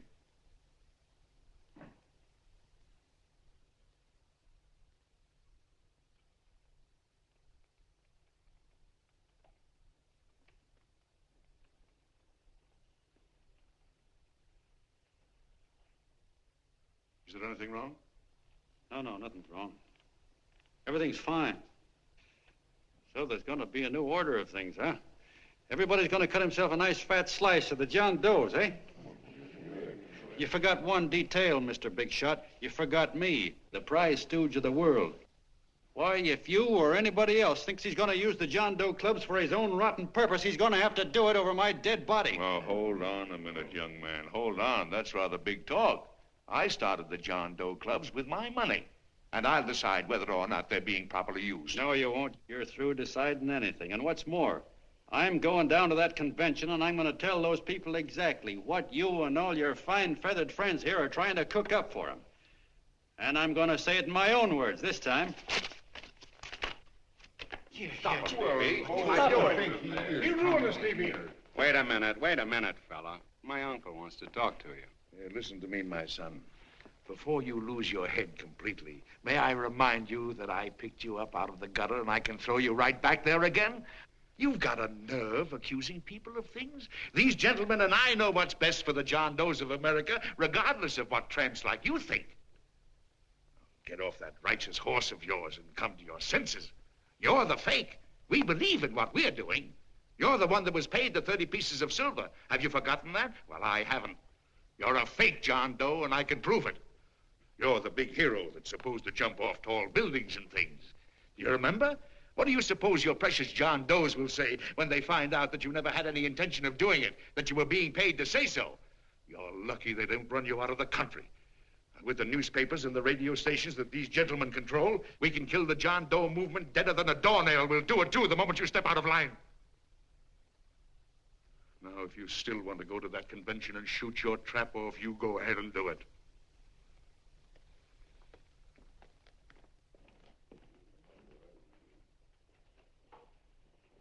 You mean to tell me you'd try to kill the John Doe movement if you can't use it to get what you want?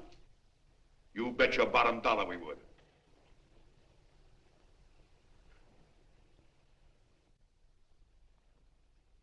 Well, that certainly is a new low. I guess I've seen everything now.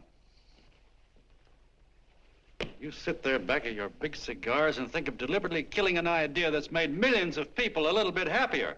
An idea that's brought thousands of them here from all over the country, by bus and by freight and jalopies and on foot, so they could pass on to each other their own simple little experiences.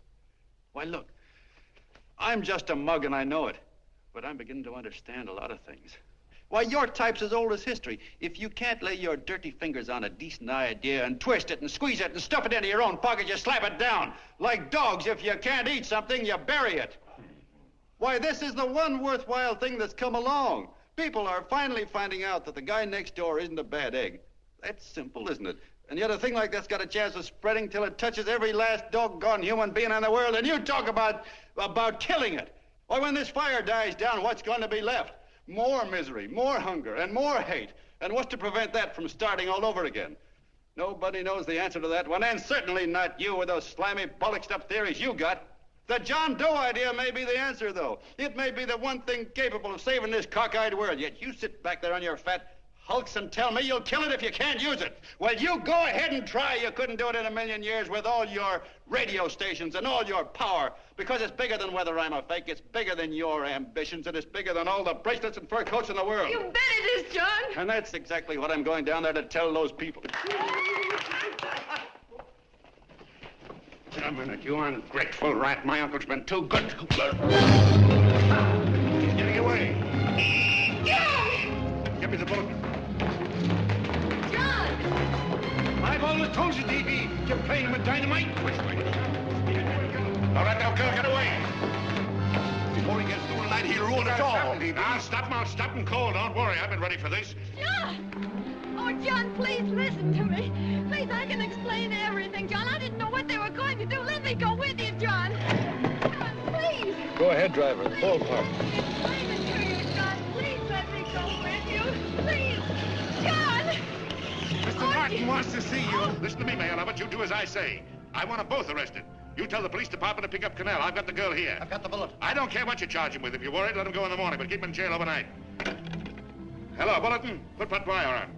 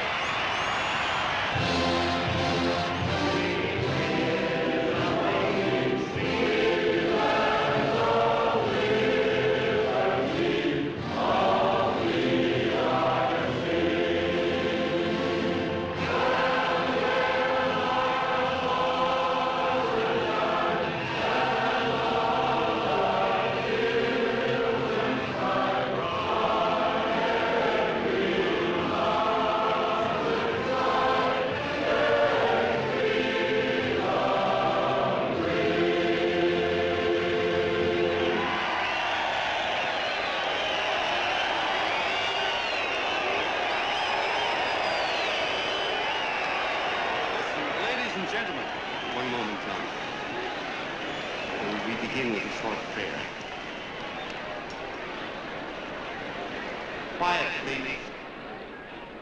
Ladies and gentlemen, let us have a moment of silent prayer for the John Does all over the world, many of whom are homeless and hungry. Rise, please. Everybody rise.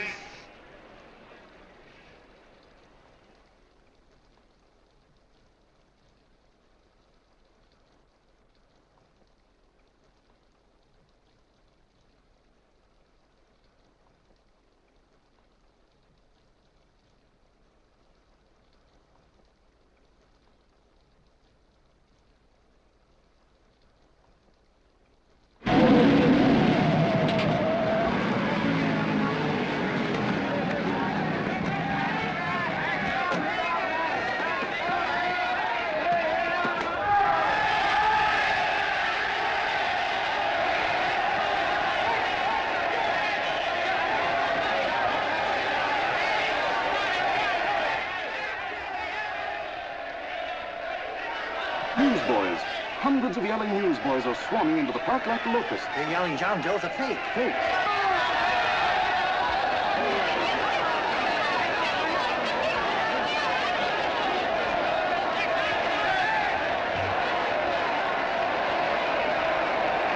Federal investigation urged by Chamber of Commerce. How could he be a fake? It must be some kind of a gag. A what? A gag. A gag.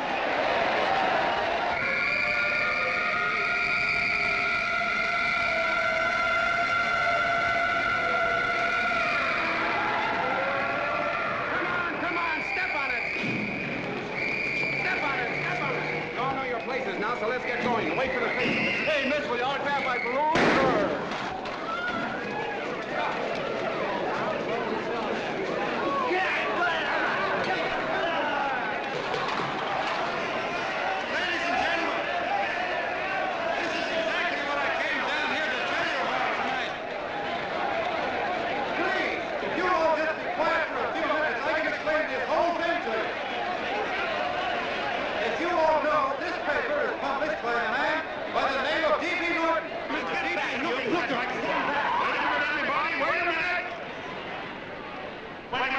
Gentlemen,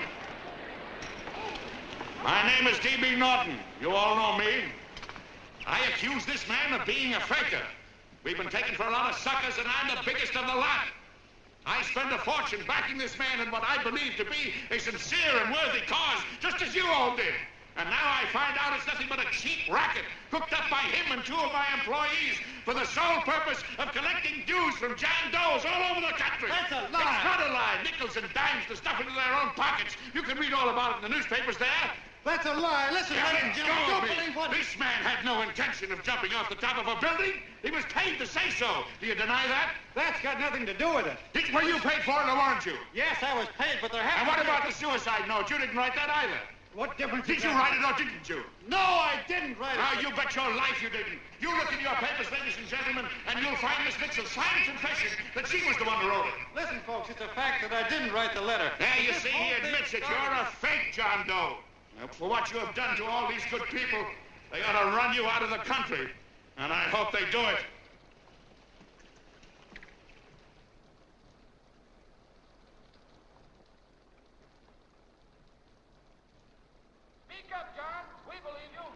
Please, listen, folks. Now that he's through shooting over his face, I've got a couple of things to tell you about. Come on, the rest of you get in here and riot. Break this crowd up. Come on. I'm sorry, folks, but we can't hear him anymore. Something's gone wrong with the loudspeakers. John Doe's a fake! Boo! They can't hear me. Boo! This thing's not working. Ladies and gentlemen.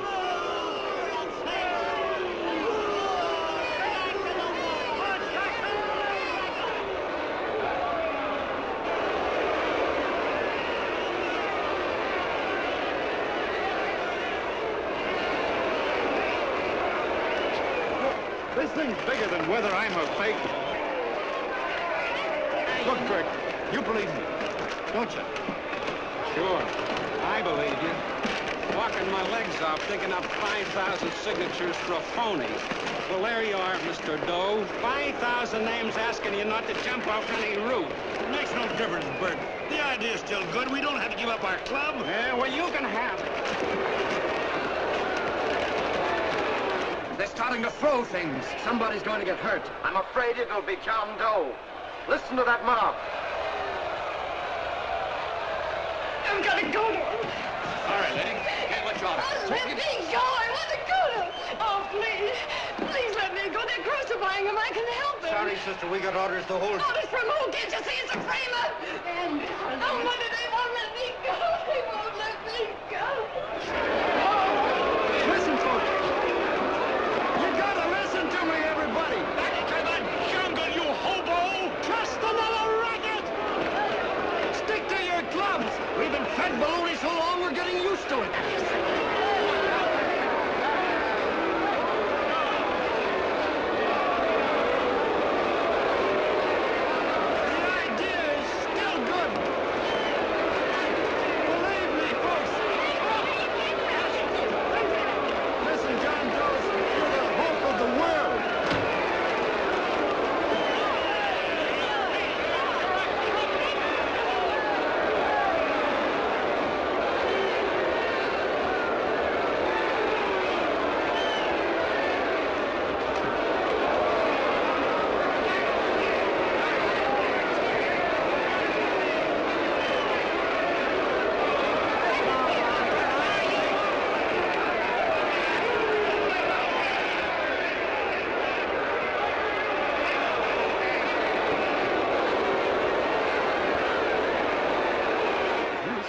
To get him out of the park. But if that boy isn't hurt, it'll be a miracle. Ladies and gentlemen, this certainly looks like the end of the John Doe movement. Well, Well, boys, you can chalk up another one to the Pontius pilots.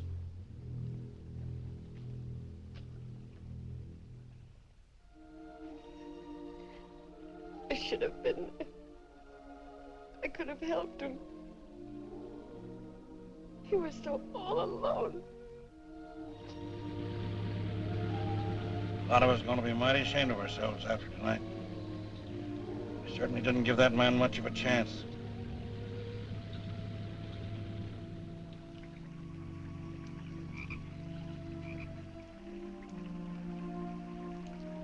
Have some more coffee, Long John? No thanks, Carl.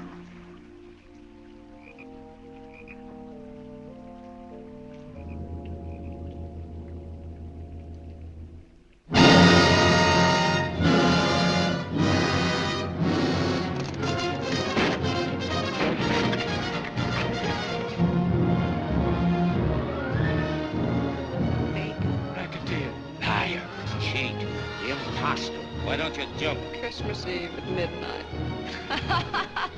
Fine, Mr. Doe. You're a wonderful man. And God bless you, my boy. Now get in there and catch him. You're a fake John Doe, and I can prove it. You're the big hero who's supposed to jump off tall buildings and things. Do you remember? What do you suppose your precious John Does will say when they find out that you never had any intention of doing it, that you were being paid to say so? Christmas Eve at midnight.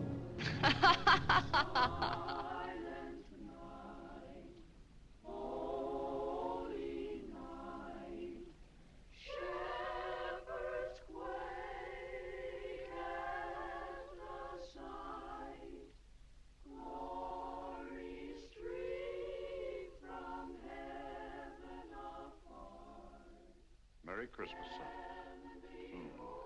Merry Christmas.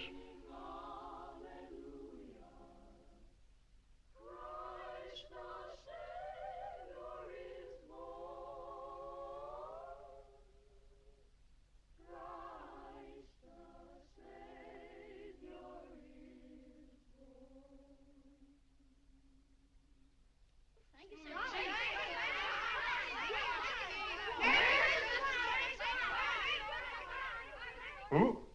John Doe. Is that screwball still around? Dame's been calling all day. Sure, I know. Yeah, at midnight, huh? Okay, lady. We'll have the place surrounded with nets. They're laughing at me.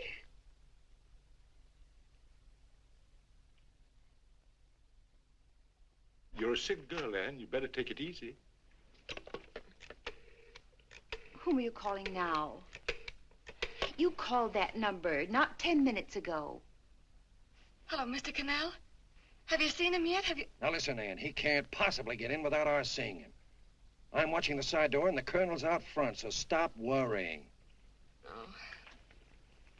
Thank you.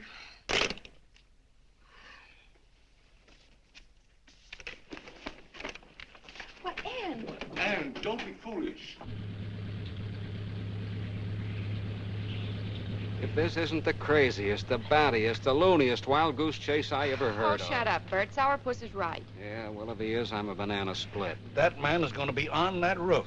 Don't ask me how I know. I just know, and you know it as well as I do. Sure. I'd like to believe in fairy tales, but a guy that's a fake isn't going to jump off any roof. I don't think he was any fake, not with that face. And anyway, what he stood for wasn't a fake. Okay, honey, okay.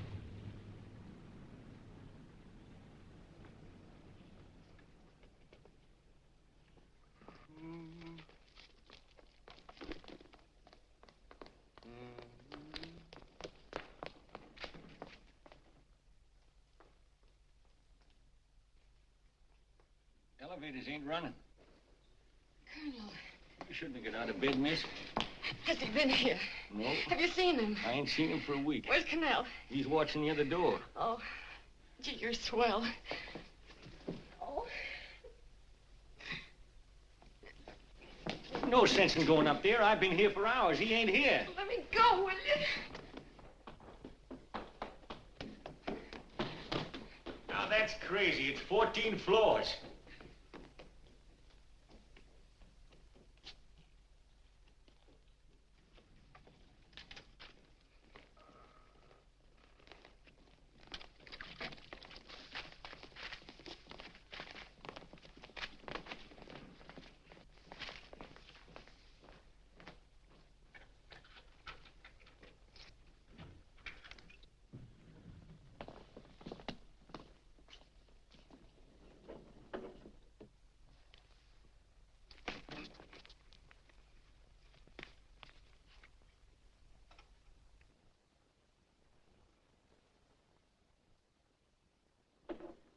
far as the elevator goes.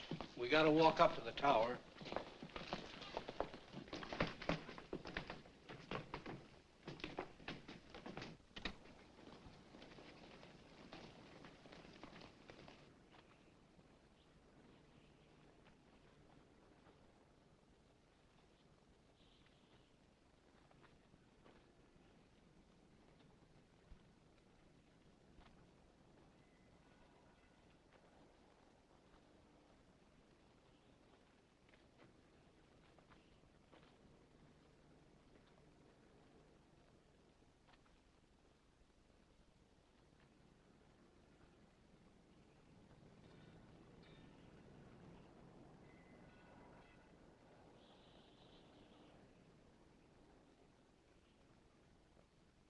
That tramp was probably full of Christmas cheer and asleep in some flop house.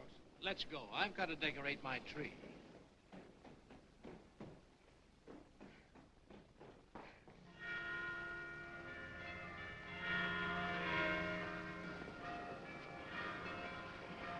Well, I give up. I don't know what gave us the idea that we need attempt anything like this. I guess you're right. I'm afraid the joke's on us. Let's go. I hope nobody finds out we've been here.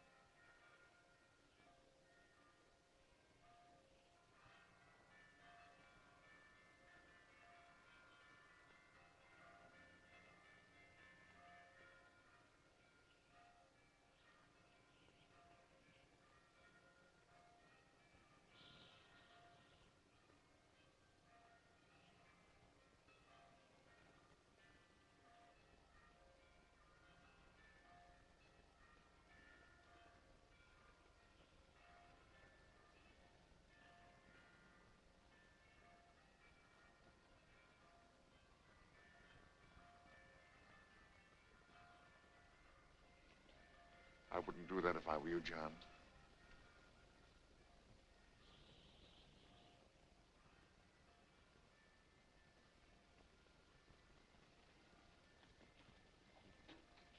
It'll do you no good.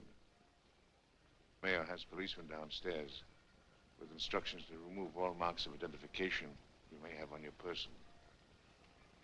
You'll be buried in Potter's Field and you will have accomplished nothing.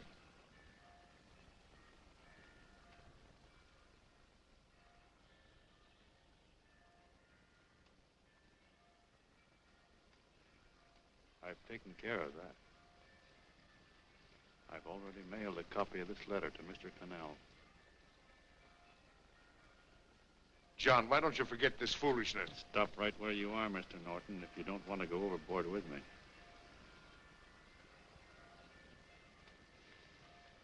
I'm glad you gentlemen are here. You killed the John Doe movement, all right. But you're going to see it born all over again.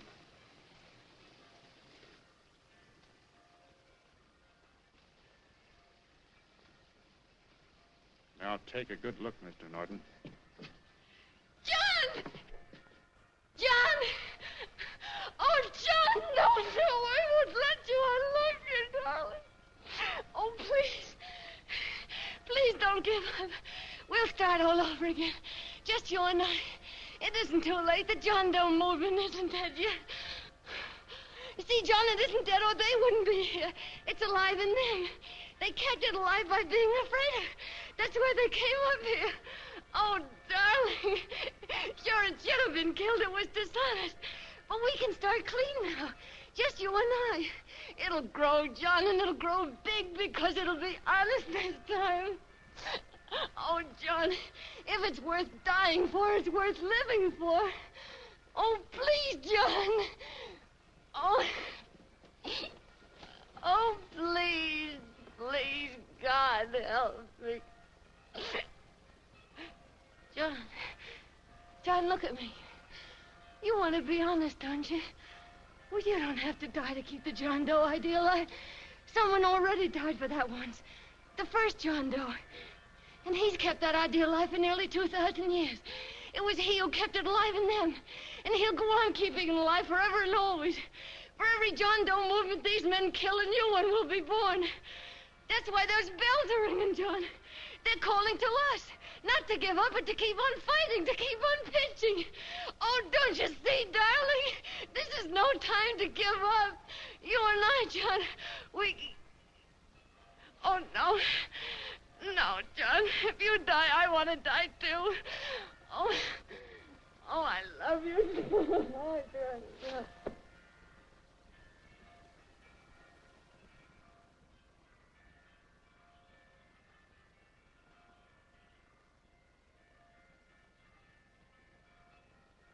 Mr. Doe, you don't have to.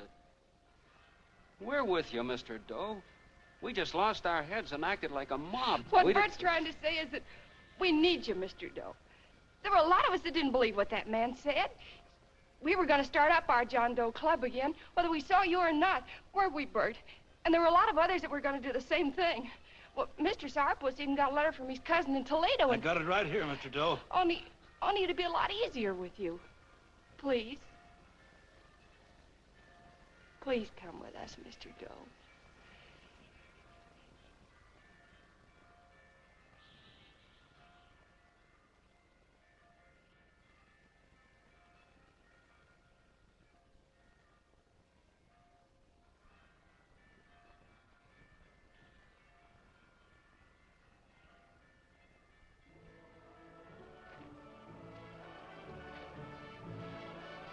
Long John. Mr. Doe. Here, we'll help you with it. She'll be all right. Mr. Doe, take her right down to the car. And right up. Look, we got a car right down. They are, Norton, the people. Try and lick that.